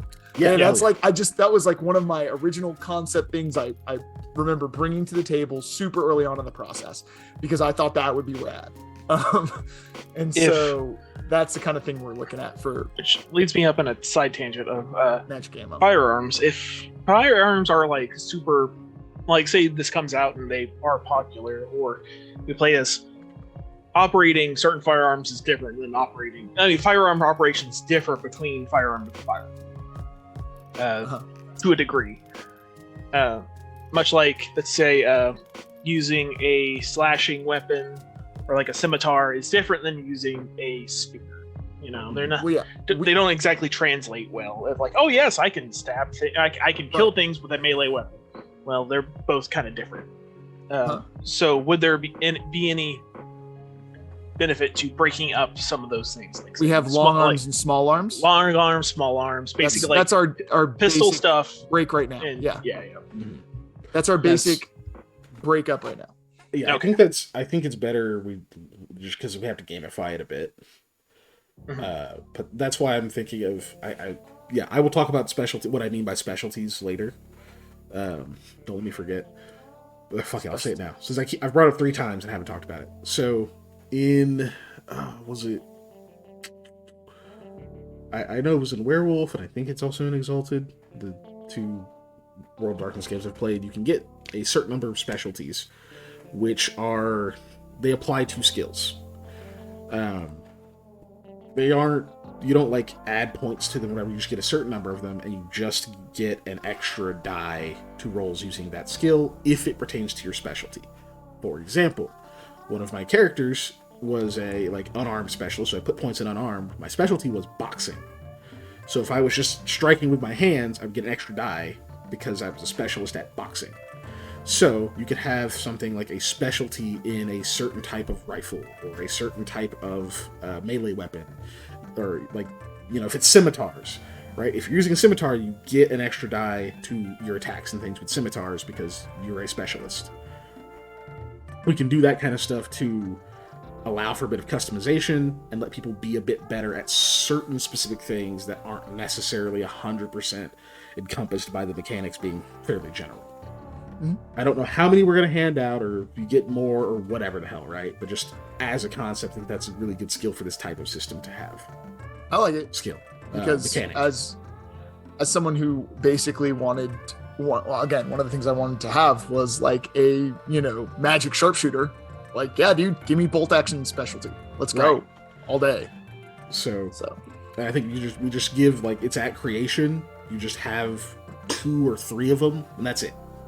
Maybe there's a way to get more later, but it's not just like We don't have like at this level you gain another specialty, that kind of thing. Right. We could have your things similar to how you can take a feat multiple times or whatever. We could have a feat that is gives you additional specialties to give you additional specialties. Yeah. Definitely. But in this case, it'd probably be a one-use thing instead of where, you know, a lot of stuff like that in Pathfinder, I would say you can take a feat multiple times to get like more arcane exploits, as I have abused the crap out of. But, you know, not.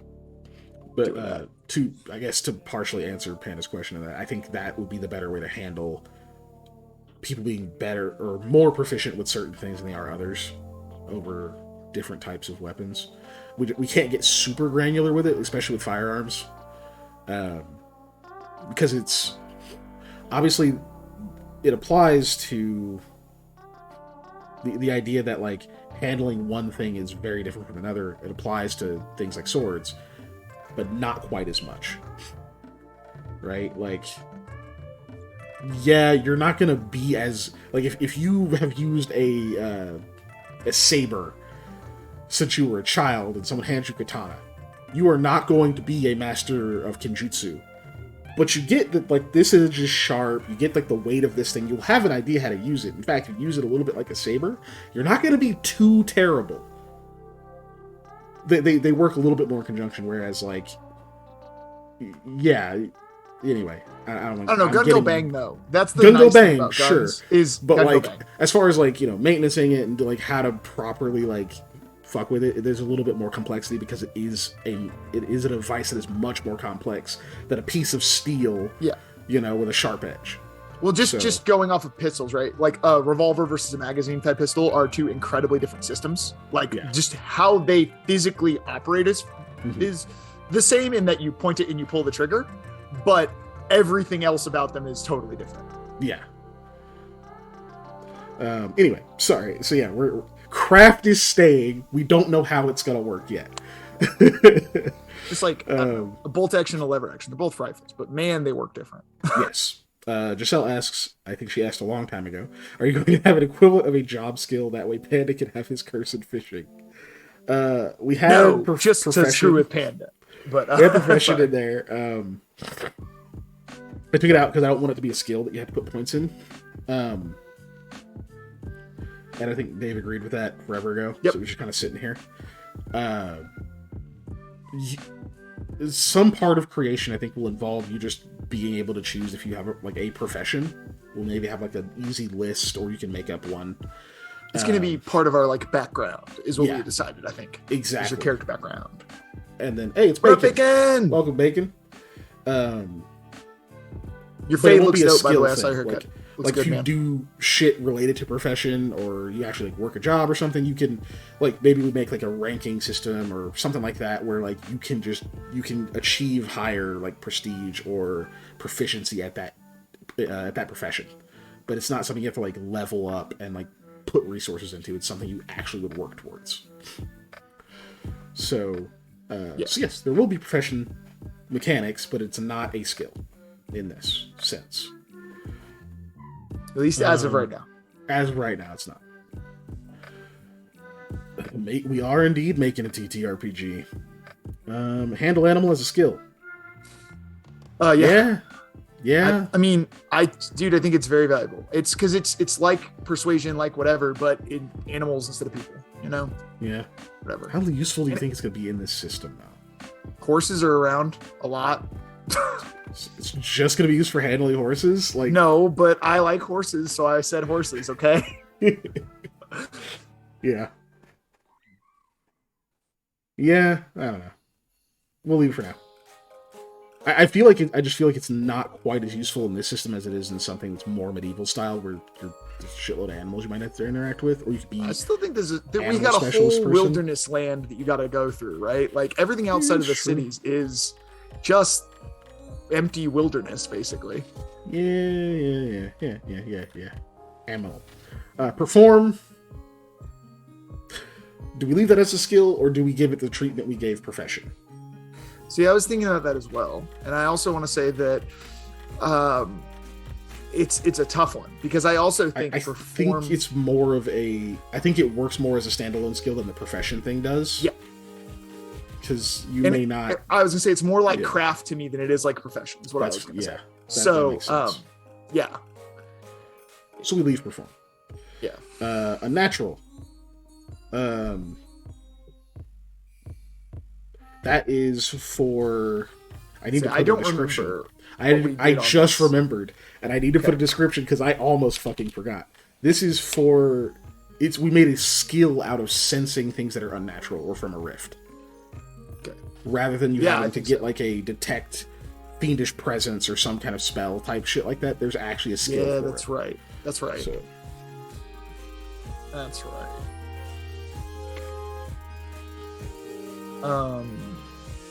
So I say we keep that because we made that for this campaign. Yeah. And I like that because I think we were talking about like it also deals with any kind of it's basically our like dealing with extraplanar entities, right? So it's kind of like all of the things that have to do with non like standard planar stuff, whether that be ghosts or whether it be stuff from the outer realms or whatever. Mm-hmm. I think it also had to do with being able to know some stuff about the undead and things like that, like just general being able to assess those kind of things, not like a knowledge occult, but like getting those weird sensations, whatever that you like, almost like a sixth sense kind of vibe. Yeah, deal was what we were talking about. Yeah. I think I remember that conversation now. Yeah. And then our sense motive is, I mean, this is a placeholder name. I think we will need to change the name, but we know what this is for. This is your insight, I'm trying to get a hunch or a sense about this person, what the fuck they do, it's the vibes. It's all about the vibes. Vibe check. Yeah. Skills vibe check now. Let's vibe check him. Save. Edit. Yeah. Okay. So I couldn't resist. In the future, we will like by the time this comes out, people will be like, "What is that?" What is a vibe check? Vibe check might actually just be like, "Yes, more of a right." Yeah. Supernal forces, descriptor, divine magic stuff. Yeah, easy. Then we have our magic skills: shaping, biomancy, infusion, manifestation, psychomancy, casting, mitigation. Yep. Yeah, I think those. I think those are good. Boons and talents we will get to later. Then we had all this other stuff that we're just like, maybe later. Cool. Yeah. Save. All right. It's 10:45. It's perfect time to take a break. And I'm not saying that just because I have to be, but also because it is break time. Yes, break time. Pull my chair back. Yeah, we'll go to the away screen for now. We'll be back in 5, y'all, and we'll. But we will leave you guys with the tunes, with the bop. Yeah, and Panda, you need to have an ad read for us when we come back. I'm setting you a task. No, if you don't, I will. You gotta give me like at least a day ahead of time. Fine, then I will. I'll make one up while I'm peeing. No, yeah. This vibe's too good though.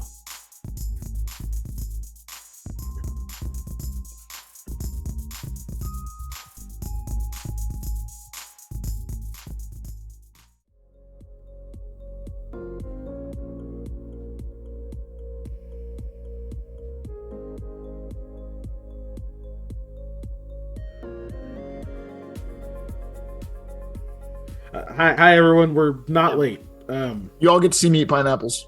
Dog. And I'm having the most crumbly snack ever made. Come here, silly. A Nature Valley bar. Hey, you're going on screen. Also known as granola that they just got to hold together just long enough to put in a wrapper. Just long enough, yeah. Yeah, there you go. There's the boy. It's a boy. Harley. That's my Harley, there you are. I know, you hate the light. Even though I saw you literally, 2 minutes ago. Yeah. That's the Harley. The white light makes you look extra shiny, buddy. He does look extra shiny. Yeah. Okay. Now I go to cover him up, because otherwise he will make noise. Yeah. One of your videos. All right. All right. We're back.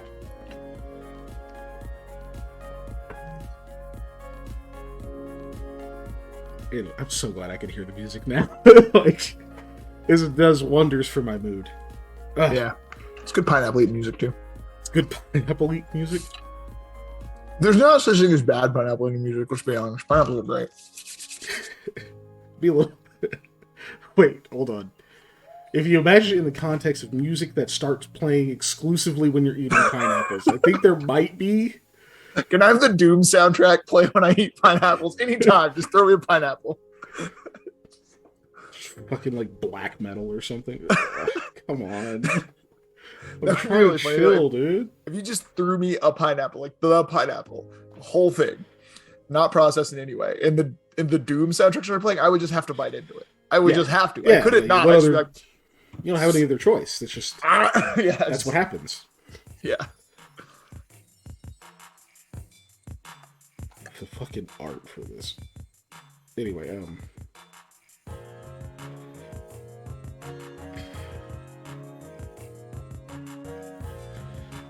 I feel like a fucking sick beat drop is gonna happen at some point in this, and I need to chill. Okay, so we're back. Where the hell am I?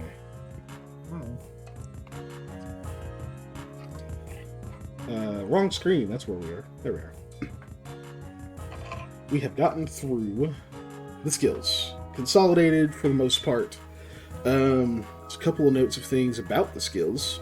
I had a thought on how we can maybe do them.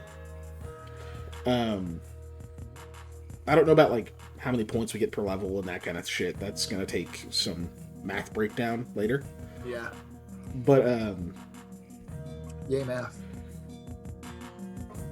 So I was imagining that you have 10 possible ranks you can put in a skill. There's, like, you can't have any more than 10. The normal max, like, so our soft cap is 5. If you get 5, you can't put any more in it. Basically, all the rest of the bonuses have to come from, like, magic or some other thing that bypasses the normal limit in it. So, like 5 is, like, as good as a person can get naturally, right? And then everything else is magic bonuses, that kind of thing. Makes sense.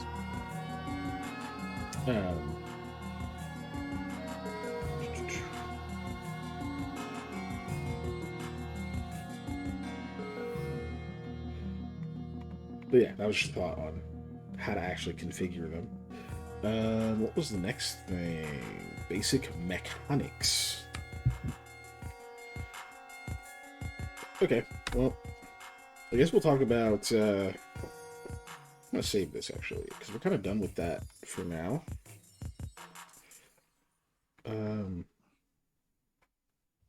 Good short range tab here. Oh, it's bright.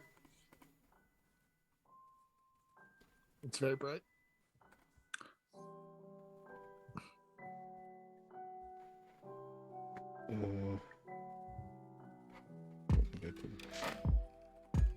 I think I can zoom out enough to get this all on camera. Hold on.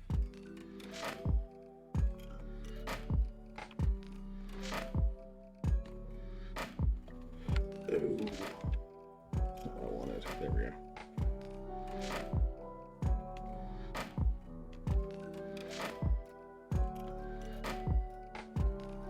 Gosh darn it.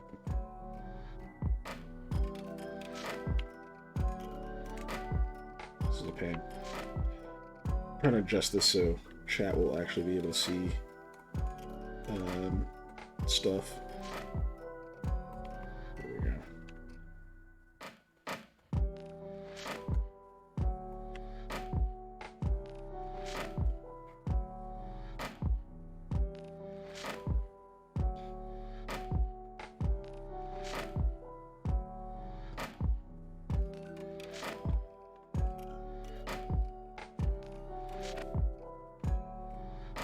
There's an easier way to do this. I'm just gonna move that over here.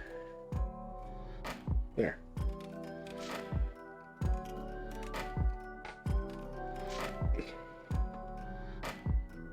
Yay! Yeah, there we go. You can see there's two characters. They're definitely not me. On opposite ends of the field. And I can see, cool, measured in yards. Look at that! Holy shit! Sweet. That is rad, actually. No, Little Keek is his rapper name. Oh my god! Yeah. No. It's Coco Fizz. God dang it! Ew. You're still in my phone as Coco Fizz, by the way. This has been 15 years now, and you're still in my phone as Coco Fizz. What the fuck? I never changed it. What the fuck? Thanks to the cloud, it just kept updating as my contacts. All right, have a good night, Giselle. Also, plug your laptop in. Yeah. Okay, so let's see. I think I did. Where I gotta go find it. Where the fuck did the stupid little combat breakdown thing I did go? I had it pulled up. Hold on. Where'd it go? Now we're both doing it.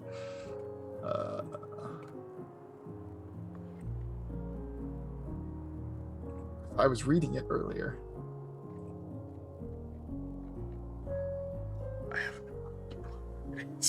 Is it in for stream? No, it isn't. Where the hell is it? I have the thing with. Hold on. I found the condition ages damage. That's what I was reading earlier. There it is. There it is. Okay. Yeah. Okay, close that. So, yeah, these are. So here's some of the shit that I came up with. I'm gonna try to pull that up over here so people can see the document. I think that'll work. Yeah. Nope, I gotta adjust that again.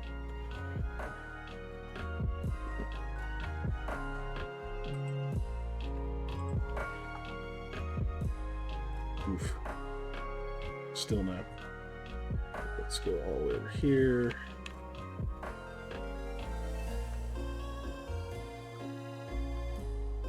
Oh, good God. I'm just gonna shrink this whole stupid thing down. Hopefully, that's still legible on the stream. Probably fucking not.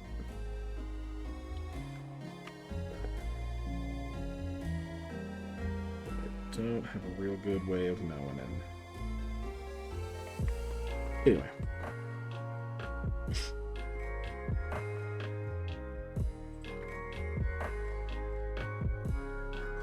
Okay, so there's 3 total aspects of a character/creature's condition that must be monitored.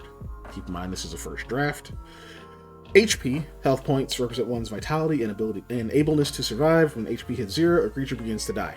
HP is determined by a creature's size, body, score, and level. Basic calculation: body times level plus, base times level plus body.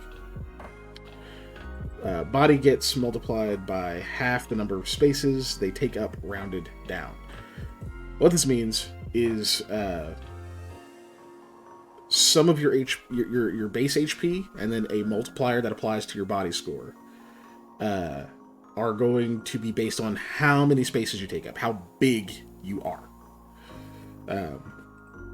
Creatures, like player characters, are pretty much, unless something crazy happens, are only going to take up 1 space. So your base is 2. So my example here is take up 1 space and you're level 1. Let's say you have 2 body, so you're average. A level 1 character with 2 body would have 4 hit points. That's base of 2 times your level 1 plus body score of 2. 4 hit points. 4 spaces, base 8 times level plus body. And essentially your base is just double the amount of spaces you take up. Most of the math is very easy. I'm explaining it poorly. But that's pretty much how it works out. And then if you take up 4 spaces, you get a times 2 multiplier to your body, which is just number of spaces you take up, half rounded down. Because we're trying to make sort of that modular math you can, like the modular sort of system you can do to create monsters and enemies and that kind of thing. So I just wanted to come up with something that was like at least scalable so far. If we take it really far, we'll see where it breaks, right? But right now, not super important, just had to get something down. Yeah. Stamina represents your physical energy and ability to act and absorb less than lethal punishment. Stamina is just double your hit points.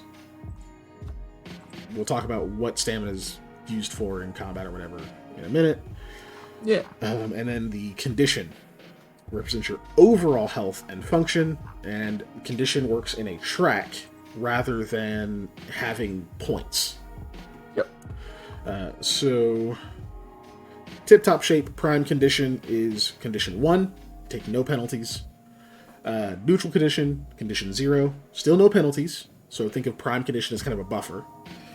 -1 is labored condition. You take a -1 to all checks and challenges. -2, faltered condition. Take a -2 to all checks and challenges. -3, ragged condition. You take a -3 to all checks and challenges, and then after that, you're incapacitated. Can't function until your condition recovers. Mm-hmm.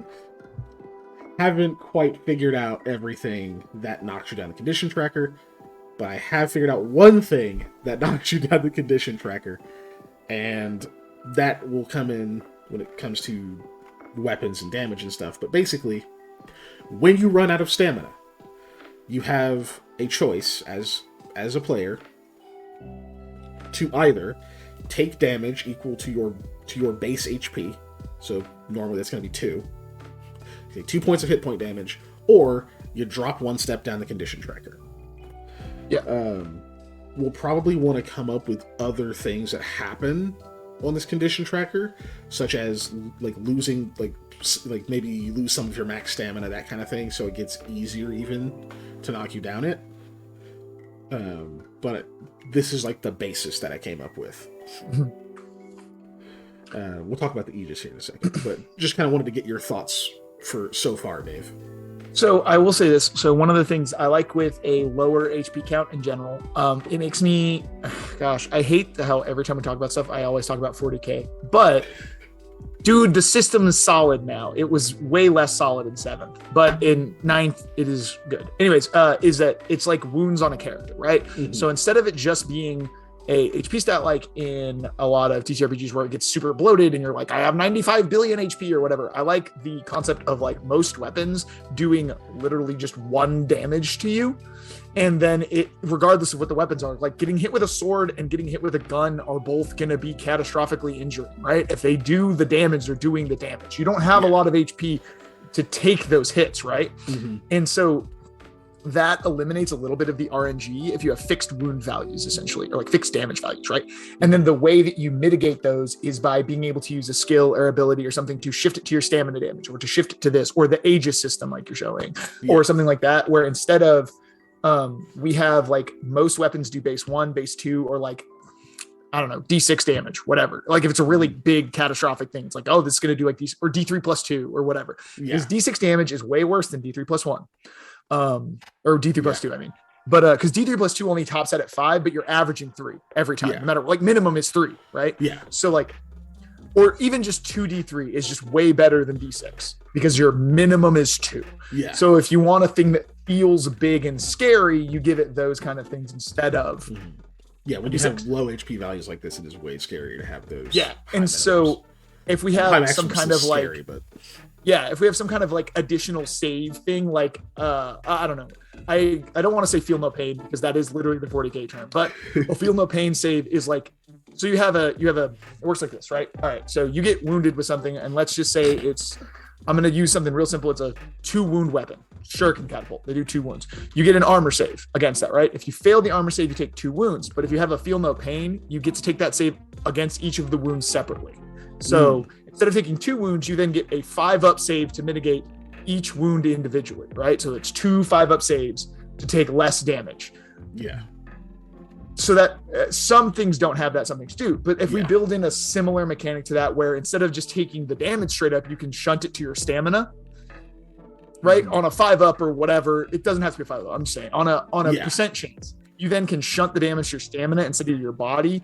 like that gives you a choice too, because you could choose to fail that save if you're like, dude, my stamina is already really low, I can't take a stamina hit, I need to take the physical damage or something, and that adds player choice, but it's still simple, right? And I think that's one of those things that gives you skill expression. And when you have options that are not like saves that you can choose to fail, give you skill expression, because then you can decide, do I want to take this or do I want to take that? Yeah. But at a base level, then a beginner character is just like, great, I get a save. That's all they have to worry about, right? Yeah. I guess that is also my super roundabout way of saying I like the low HP values. I like, because we talked about this a lot of times when we were building this stuff, is we want it to feel dangerous, but we don't want it to feel like you're just gonna die immediately all the time. So I like the mitigation, and that's gonna get into when we talk about the Aegis system that you were working on. Yeah. And I have notes on that, but not notes in the sense that like I don't know a better way right now to explain the mechanic things I want to do with this, is I guess what I'm saying. But I really like where it is, but I think it just needs some tweaking. And I think one of the things is we're going to just have to run it. Yeah. To get to those tweaks is more of what I'm thinking. Very much where I ended up, where I was like, but this could, yeah, right. So let me actually explain it for chat also. Go for it. Let's scroll down to it. So Aegis system, very simple. The Aegis is basically a piece of gear. For those of you who aren't Zoomers, you may have played this game from a long time ago called Halo, where you had a shield. Oh no! Don't say it like that. Don't make me feel so old.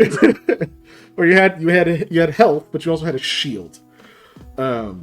And you had to get through the shield before you can start taking health damage, right? Oh my god, Halo came out in 2001. It did. This is the longest time ago. Oh my god. Anyways, keep going. Sorry. Aegis works in a lot of ways very much like a shield. In Halo, it's going to be based on using humors and other things, but it's essentially a piece of equipment that protects you from bullets. Thank goodness, right? And it's going to have 3 statistics to it. First one, absorption. It is how many times it can save you from bullets. Or I'll read it. How many projectiles your Aegis can absorb before it is disrupted. An absorbed projectile only deals stamina damage rather than lethal damage, and no other effects of the attack trigger. Also, golden rule that we're going to follow, obviously. Specific beats general. That is a golden rule of the system. So if there's an ability that specifically tells you that it still deals lethal damage regardless of Aegis status or something like that, then that's what it is. But this is the general. Yep. If you get shot and your Aegis isn't disrupted, you take stamina damage instead of lethal damage. Just, poof, just hits you. Might knock the wind out of you, doesn't kill you. Disruption rating is how many rounds or turns that the Aegis remains disrupted. A disrupted Aegis no longer absorbs projectile attacks. And then the final one is Flux. Flux is a temporary boost to your Aegis's absorption when it refreshes. Flux applies only on the round that the Aegis refreshes. So, just for the sake of simplicity, let's say you have an Aegis and its ratings are 2 absorption, 1 disruption, and 1 flux. First time you get shot, you now have it's gonna take that one, so you now have 1 of 2 absorption. You've already taken a bullet. You don't have that anymore for now. You take some stamina damage. If it doesn't get you to 0, you just keep on trucking. After you take that second hit, though, and you go to 0, it is disrupted for 1 full turn. If you get shot during that time, you have been shot. The way that anyone else in the world would react to being shot, you probably react. Whether that is to fall unconscious and begin bleeding out, or, you just fucking grit your teeth and keep trudging, whatever, depending on how much damage you take. We may get into how else HP and stuff works, but... Alright, have a good night, Scott. Thanks for showing up. Good night. Yep, thank you. Yeah. So, let's see. Anyway, so that if that round passes and you don't get murdered or something, you take cover and just hunker down for a little bit. When your Aegis comes back, you add your flux rating to its absorption for that one turn. So you would be at 3 of 2 absorption. So if suddenly like you start getting just like tagged, you don't instantly like get murdered. You've got that little bit of a buffer for that turn. That's the basic way it works. We'll kind of go down to damage. And these are kind of placeholder values. I don't know if these will stick. They might be a little too high.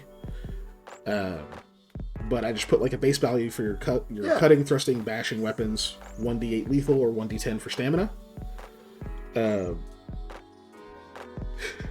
Finesse weapons, 1d6 lethal, 1d8 stamina. You can kind of just see that these all have little damage ratings, but they have a rating that goes against like how much lethal damage it will do versus how much stamina damage it will do. It will do more damage to your stamina than it will to your hit points, generally speaking. Which makes sense since we're going to have more stamina than we are hit points. Yes, quite a bit more. And again, these are just to set general rules because your classes will be able to augment these things, right? So like you can expect that an invoker will be able to maybe supercharge their shield, their Aegis a little bit or something, right? Sorry, but go ahead, Dave. Oh, I was gonna say no. I understand that we have placeholders, but I like coming up with amounts is going to take playtesting and math, like you said, right? So it is one of those things. If we just have to decide on some of these, do we want fixed amounts? Do we want randomly generated amounts? Do we want whatever? And what are we going to use for those, right? Yeah. Because one of the problems with doing randomly generated amounts on a pen and paper thing for damage is that we only have so many dice, and it's very tough, especially if we're going with lower values, to make those dice reflect that. Basing everything off of like a D4, D6, or D8 wound profile or D10, whatever, can sometimes run into some sticky situations where things on average do more than you want them to. Yep. Or do less than you want them to. So. Yep. Yeah, it's some of it's going to take playtesting. Yeah. Oh yeah, exactly. Simple. So that's one of those things I just want to make sure that we kind of like put out there for everybody, is that these are all placeholder numbers that we have to run through the meat grinder to decide like what we actually want these values to be and what values best reflect how we want the play experience to feel. Yeah, exactly. And let's see. I think there was something else in here I wanted to... Oh, but yeah. So the thing that's not on here are peril counters. And I know that has been one of the things we really wanted to incorporate, but has been really difficult to like pin down what we wanted to do with them. Oh, I think Snake's asking a question here. So stamina damage would be like you punch someone in the chest and you crack the ribs, but it's not actually deadly to them. Maybe not even crack their ribs necessarily. Just knock the wind out. But yeah, like if you're like beating on someone or whatever, think of it as your non-lethal damage if you're talking about D&D or Pathfinder. It works slightly differently only because you can keep running out of it. There are negative effects each time you hit that next rung down. So also, I just want to say, so we have the Aegis for absorbing. It absorbs projectiles specifically, right? That was the other thing. Yeah, projectiles specifically. So it says that in the thing. Mm-hmm. I just want to make sure that we get that everybody understands projectile. I think, honestly, though, we could use the same system for physical armor to absorb melee attacks if we really want. Just depends. We might have to tweak it a little bit, but it won't have the disruption in the flux, though. I mean, the absorption will have. It won't have disruption in flux because it's not going to be magical unless we make a magical form of physical armor. But the absorption thing we can use for physical armor as well if we want. Or that could be the one mitigation. We might just keep it mitigation. Yeah. Or that's the one because that helps. Because that'll still help you against. Because if you're wearing armor, it still helps against if you're shot because it's still a game.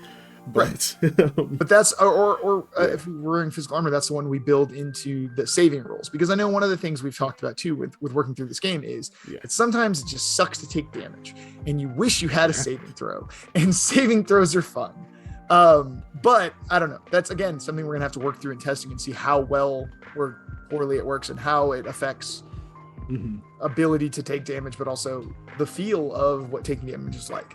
Yeah, and I will say I ran just me going through a combat.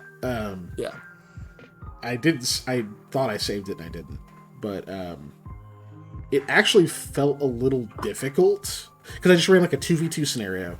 It felt a little bit difficult to take someone down, like even like focusing on them. It took a little bit of like, fuck, dude, it's kind of hard to like just eliminate this person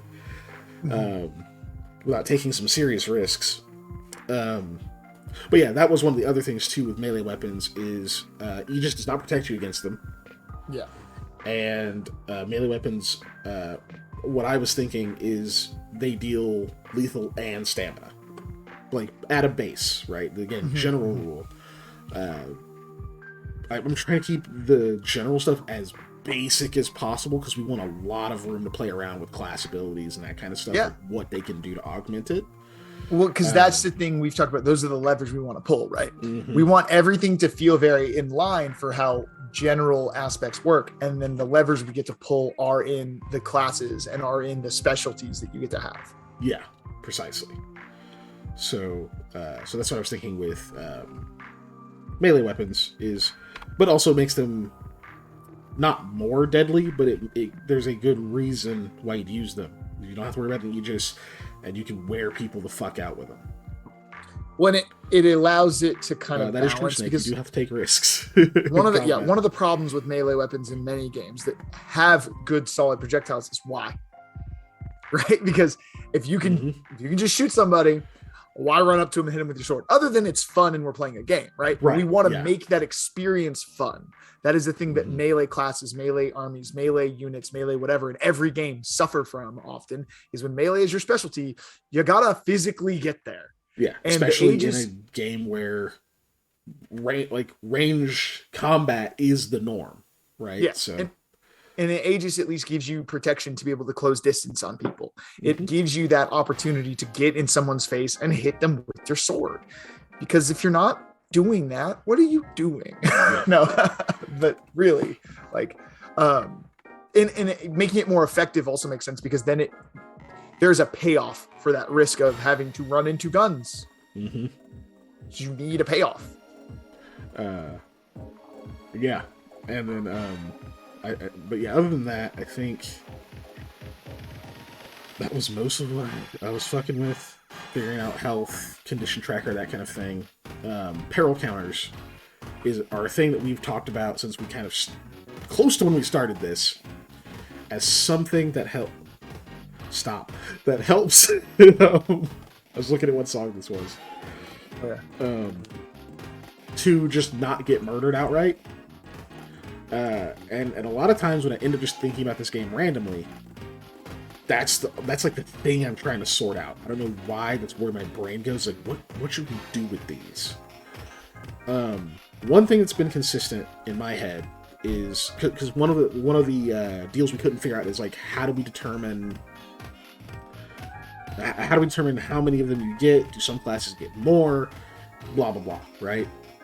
I think we just say you get 3. Yeah. The general rule, you just get 3. I think that's good too. And I think, again, we can do that thing where if we really need to, there can be a special feature or a special whatever that you can take to maybe add one more. Yeah. Like you can take a talent. You could also take a talent where you trade in one of your peril counters for another big benefit to another thing. Yeah. Right? So then you only have 2, and that's a huge disadvantage for you, but it's that risk reward where does this other thing I'm pushing extra stuff into make up for the fact that I dropped one of these peril counters? That's super important. Absolutely. I think that would be really fun. And then as far as like how they work, honestly, the thing I keep coming back to is basically just that they give you a pass. Yeah. Like, so you have 3 or whatever, right? And if like you were about to be like shot and killed, like the lethal damage is rolled. Okay, fine. I fucking burn a peril counter, and that's out of there, right? I think that was our original just throw out idea anyways, and I just think it's good. And then, which I still like. Yeah. I think the only thing is I'm not sure how quickly they should come back. And I think that was the other thing that we weren't totally sure on, is how fast do you get them back? Because we didn't want it to become this thing where it's just a once a day, I just don't die. Like, that might work with the system. It's very deadly. So that might actually be fine. But I think it doesn't sound fine. Right. And part of the problem with it is again, this is a thing that is going to require testing, obviously. But it's also going to be a lot on narrator style. Right? Because if you have someone who just does every day you get one combat encounter, like every in-game day, you get one combat encounter, then peril counters regenerating daily means that you just basically get freebies all the time. But if you're one of those people who really pushes your party and makes them fight multiple times in a day, it's going to seem like, oh, only refreshing once a day is not enough. But that comes down to play style, and it's something we don't actually have good control over. You know, that's because ultimately that's what players do with the system. So we just have to come up, I think we have to not focus so much on the granularity and understand that at a certain point we have to trust in the players to run it in a way that fits their group and their what they want out of it the best, right? We have to put it in a place that we feel secure and we feel makes sense and is understandable. I think with that in mind, especially, I think base rule, at least for now, we might come back to it and go, that's stupid.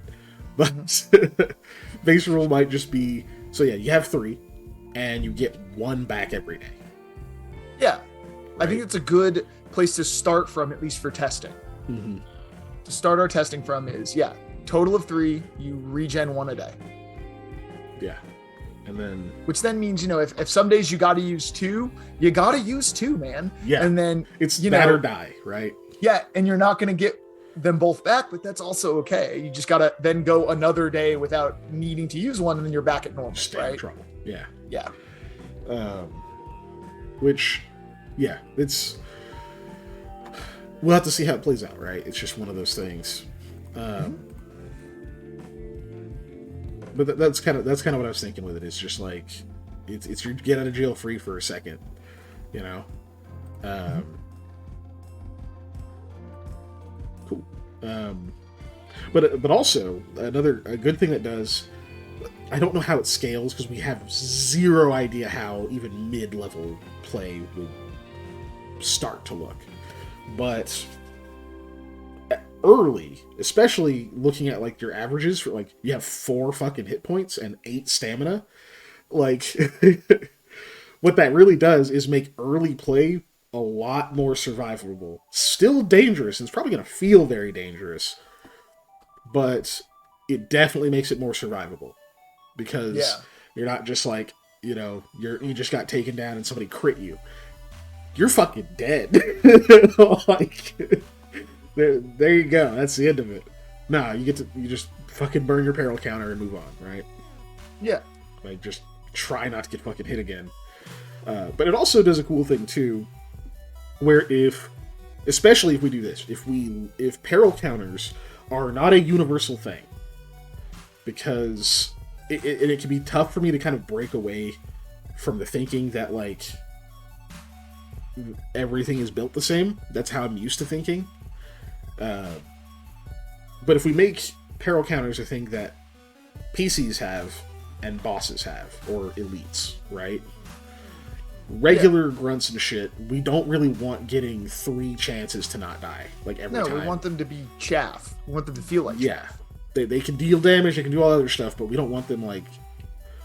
That's just going to be a slog. Yeah. I think of it, in many ways, I think of it like an invulnerable save in, again, 40k. But is that, like, special units get a save against anything. It doesn't matter how armor-piercing it is. It doesn't matter how whatever it is. You just always get this save. Regular units don't have that. So high AP value, like high armor-piercing stuff, just shreds them and they don't even get saves. But, like, special units, they always get this save. Yeah. And we're the special units in this case. Our players are, but also the baddies, the big baddies are as well. We think about like legendary resistances or whatever the hell, right? That kind of stuff that makes your bosses not just paper. So, but yeah, I figure we do that. Your regular shit isn't going to get these. Hell, you probably wouldn't even give them to all of your bosses, right? Right. Depending on what they are. So,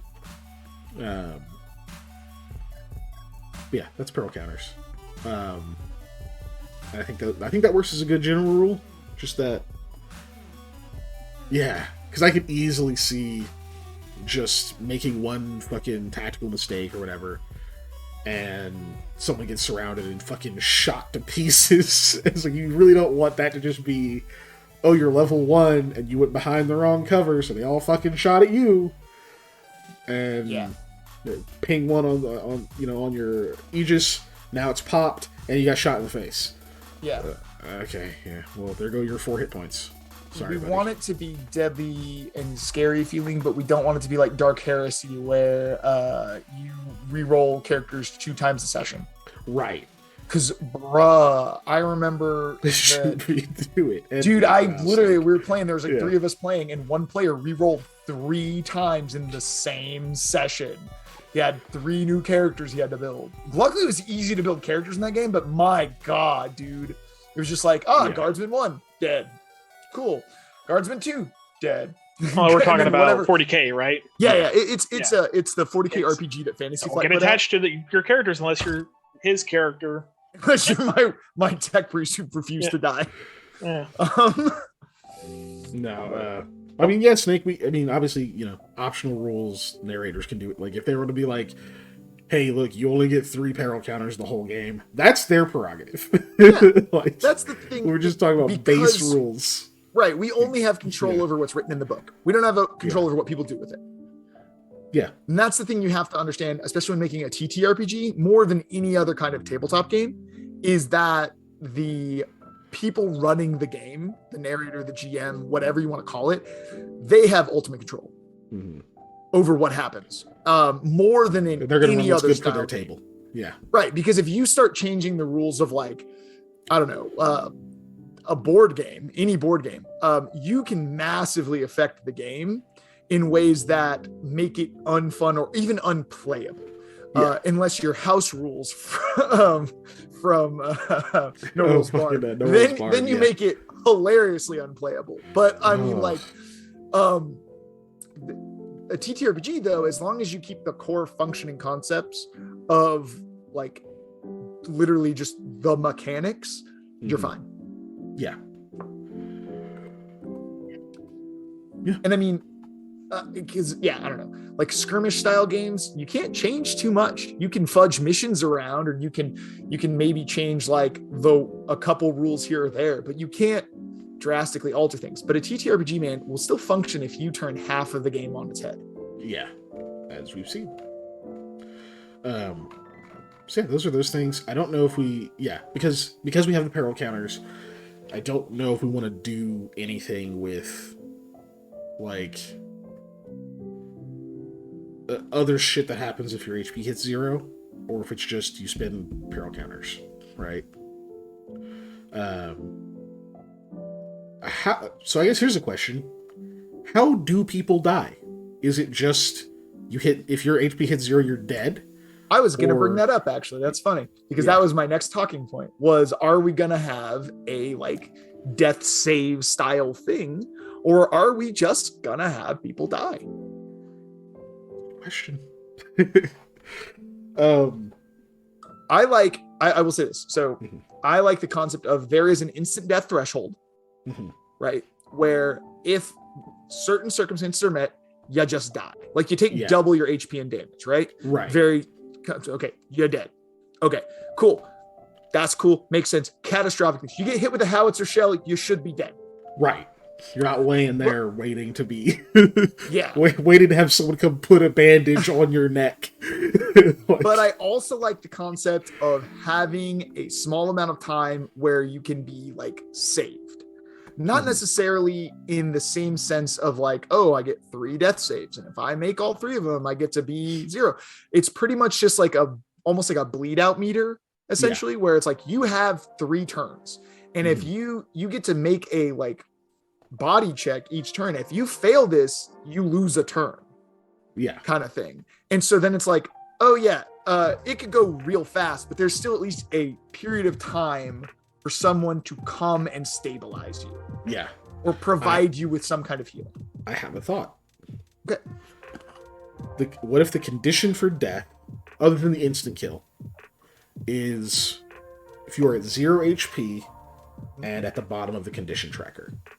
Okay. And when you're at 0 HP, let's say the first thing that happens when you hit 0 is you drop 1 step on the condition tracker. Okay, that's what I was saying. And then every turn we drop another step on the condition tracker. Mm-hmm. I like that.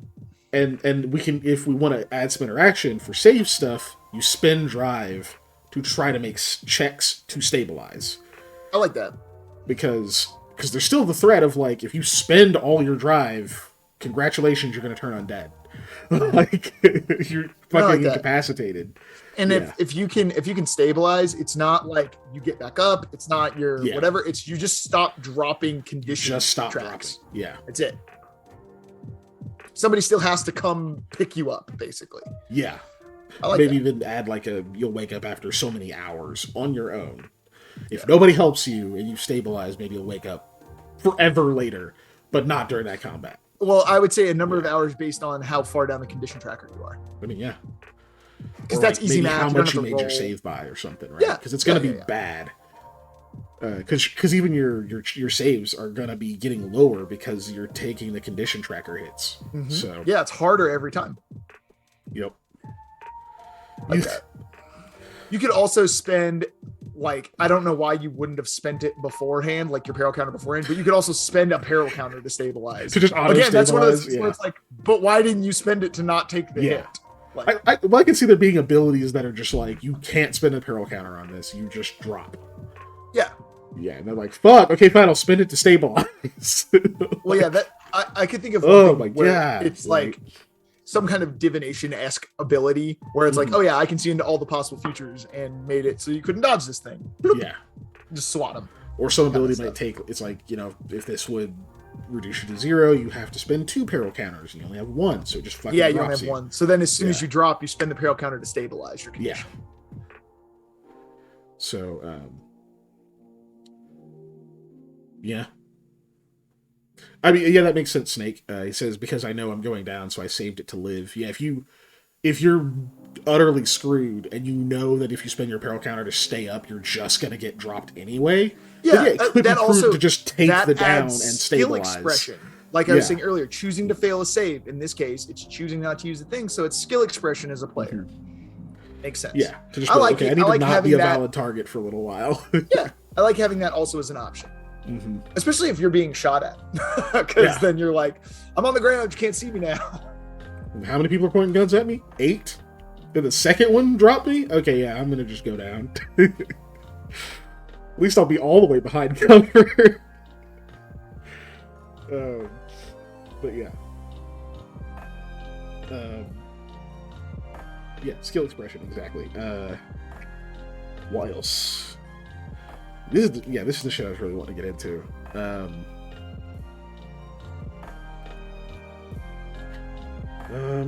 With 20 minutes, I don't want to try to go into the combat scenario thing I was doing. I'll say that the basic idea is, I think this should be up on the screen now. Yeah. I can see it. Yeah, it's good enough. So character. Oops. Character. So we have, what are our defenses again? There's dodge, parry. Is there one more? Block. Yeah. Dodge, block, parry. So, we're talking about being shot at, okay? Let's say I'm out here and people have guns. And they're like, hey you! Fuck you, boy! And they start, brandishing weapons. If I'm out here, and I've already talked to Dave about this, and I talked to Panda about this, so this is more proposing to chat, even though you're probably not going to have time to answer. I'm way out here. What are my options to defend against bullets few and far between, right? Especially if I don't act before they do. Suffice to say, you don't get to make like a dodge, something, whatever, if you have nothing at all around you. If you're just in the open and people are shooting at you. If they're on target, dig a hole and cry. Get hit. Dig a hole and cry, right? If they're on target, because you have to roll to first be on target. I will say this. Change it. They hit you. One thing I didn't bring up earlier is that we should have like a go to ground thing where literally all you do is drop prone. Just drop prone, right? Yeah, that's it. But that's a massive disadvantage for you because there's no way you're getting to cover on your turn. If you Look, I'm sorry, this is super important. Please change it from last Christmas. Oh my God, you're right. Okay, no. Thank you. Oh, I'm sorry. Okay. This is super important. Why Somebody was who worked that? retail for too long. Why is that Please. there? Okay, The rest of this playlist is so fire. I'm good. Okay. It's okay. You Ew. can turn it off on the playlist feature in Spotify. Okay. Continue. You saved us. Yes, thank you, Good sir. God. I was about to be like, what is this? And then as soon as you said change it from last Christmas. That's going to be a fun part to rewatch of me looking over to confirm that's what it is. No. No. Okay. We're good. We're good. Things you can do when somebody's getting ready to shoot you. Okay. Oh yeah, I was gonna say I think we Drop should have prone. an immediate a reaction basically to like drop prone. But again, that's gonna give them like a slight harder like ability to, or it's gonna give them some kind of negative to their shot. But it's also gonna make your turn so much harder if you do it. So yeah, I guess that's what we could do is like if you're just in the open and you want to use your dodge defense, you have to drop prone. That's like your the only way option. to do it. Yeah. Which will give you your dodge skill added to their difficulty or whatever, right? Yeah. So,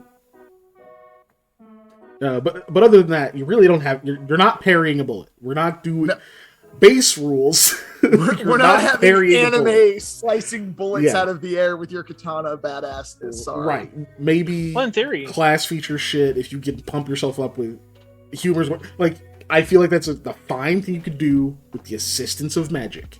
But those are the things you're going to have to have done prior. It's not like if somebody just picks up a gun and shoots it at you. If you aren't already buffed, you can't just do that, right? Yeah. So if you're not just walking around with that level of buff all the time, if you're not just like TRT Tor and just I don't care about bullets, like Or Uberim. Sorry, Panda, you were going to say something? Yeah, dumb things that do exist from that time. Thanks to like Battlefield 1, this is one of the knowledge things I learned is the little mobile sniper bunker things that quite literally they were a big piece of metal that you would stake in the ground and you had a tiny little viewport to look through and shoot through, so you could be laying down in a field and have pretty much take cover with you.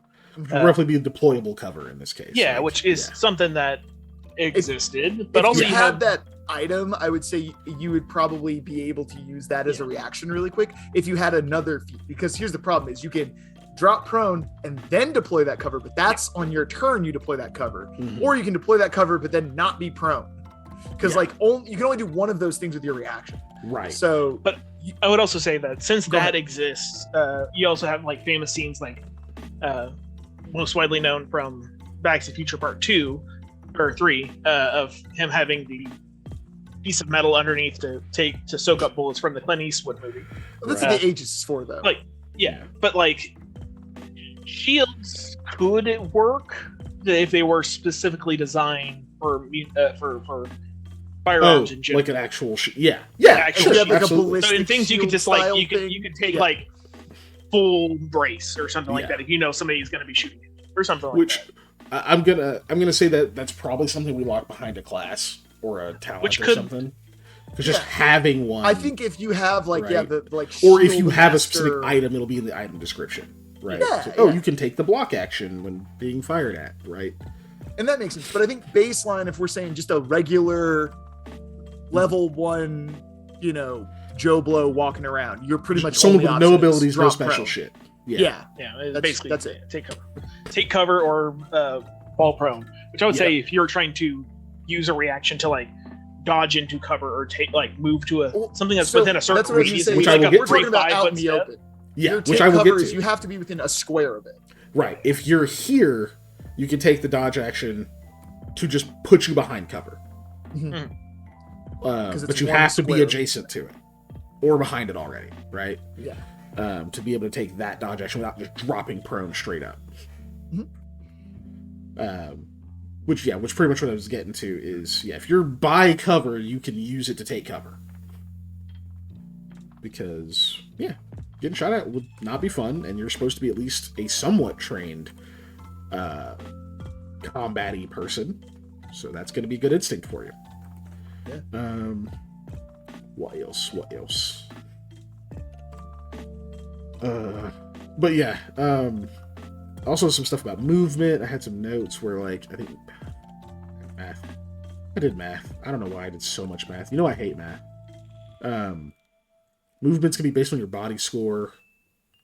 Probably like your throwing distance. Like a lot of stuff's based on body, because it makes sense. But that's not fun to get into right now. We have kind of caught up actually on all the stuff I had jotted down for.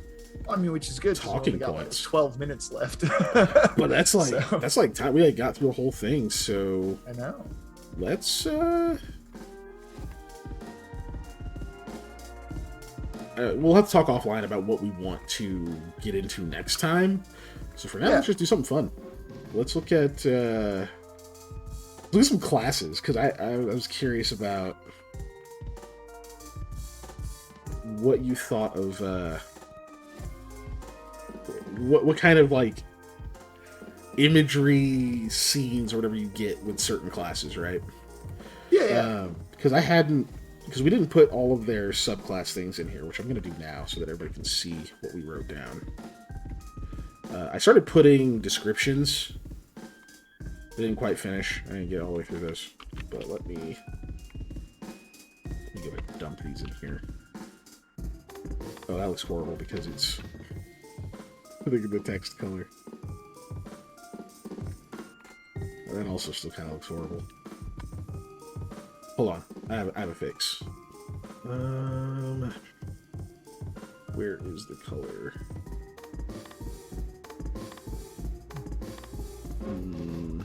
More.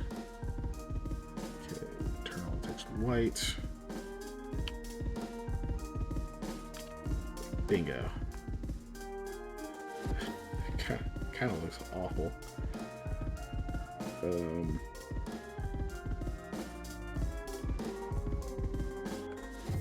While you're looking that up, I'm going to do a really quick thing. I just want to shout out everybody who followed us during the stream today. So big shout out to Daleric, Lost Initiative, Death Feeler, Rosenwin, Lil D Jam Grim, and let's see, we got Blade Demon and Ashen Phoenix, Super Sweet Zana, and let's see, I can't pronounce it, but I'm going to try. So Nagit, and then, by the way, all of those followed us today.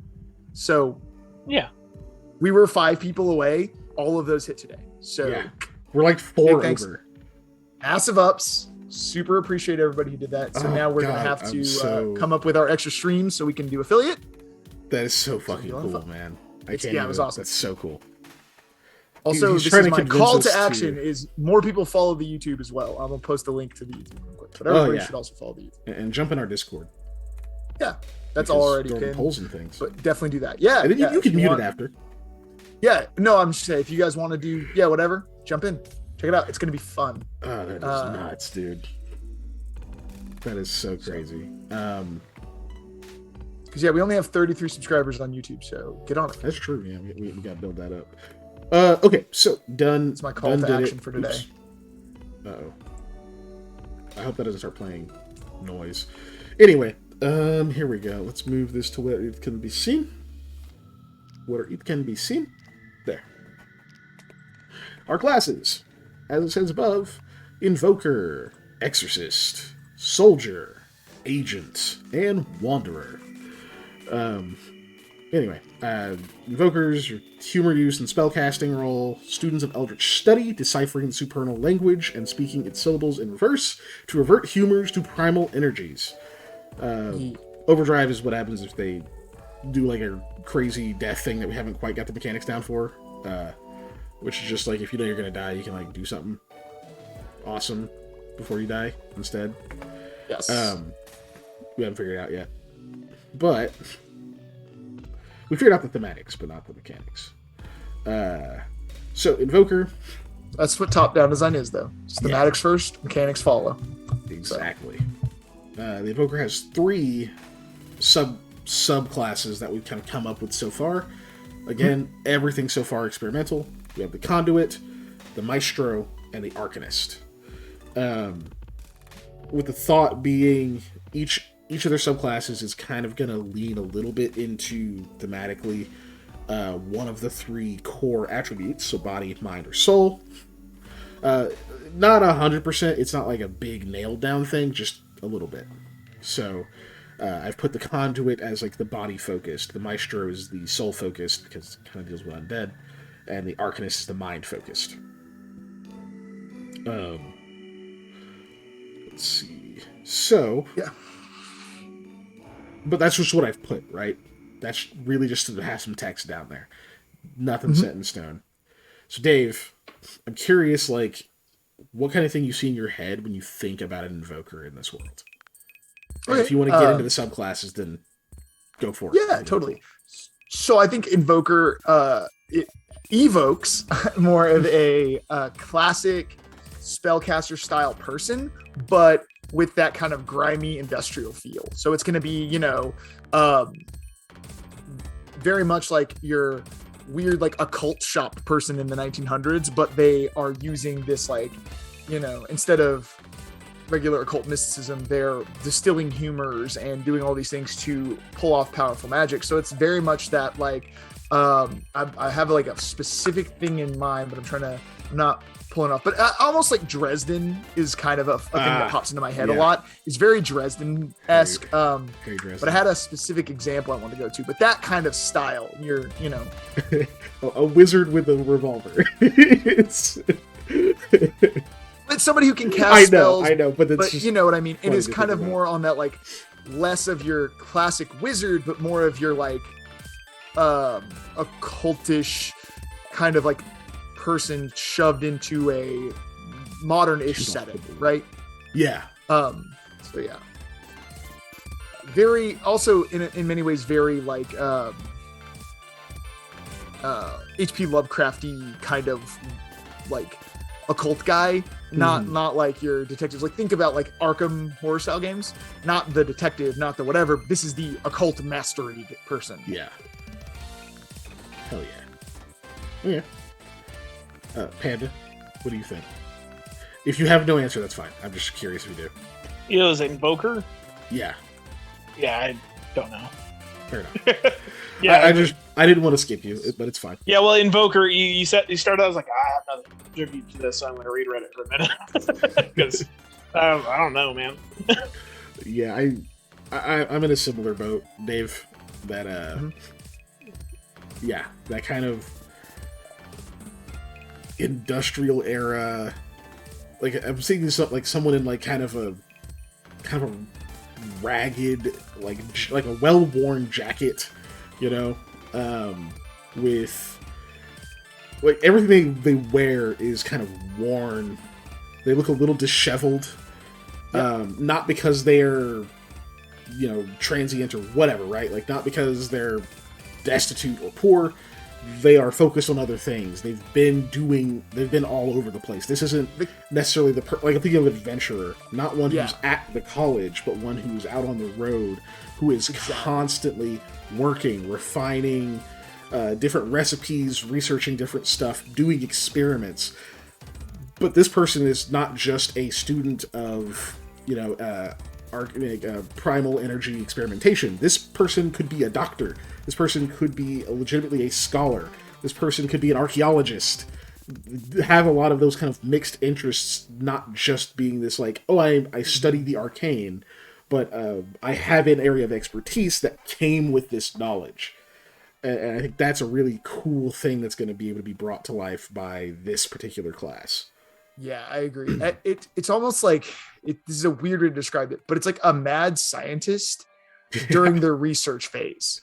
Not during their doing the science phase, but during their trying to find the lost secrets phase. Yeah.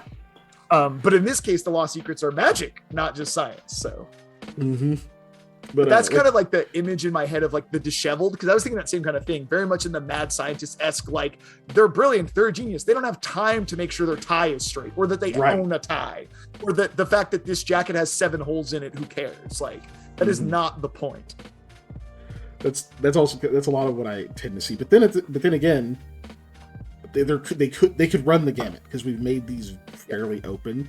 You could have someone who's kind of like Eli in a way that's very well put together, very presentable, that you may not even really know what they can do, but you know that they put a lot of time and thought into their presentation, and they are very well versed and very well educated at what specific things they can do.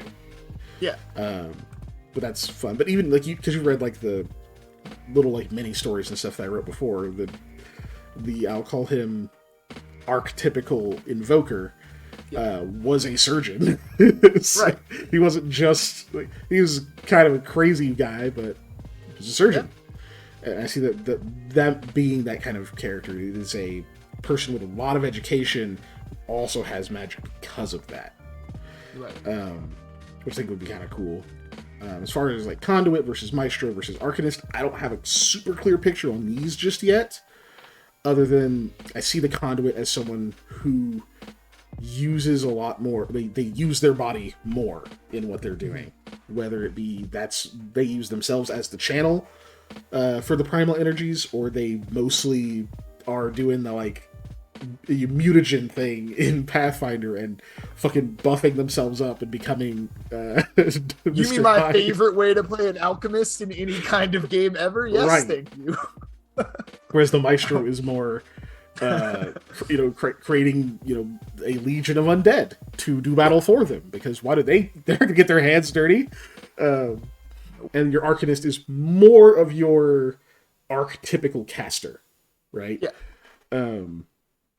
Anyway, that's that. And then we have our Exorcist. I'm not going to lie to you. I'm just going to tell you kind of what I was thinking about. I'll read it. These are the divine and supernal energy people, also spellcasty a little bit. They are spiritual successors of the divine champions that once rid the land of the rifts. They study the supernal language, using it to find the same power that once brought the gods to the aid of Shard. So these are your holy people.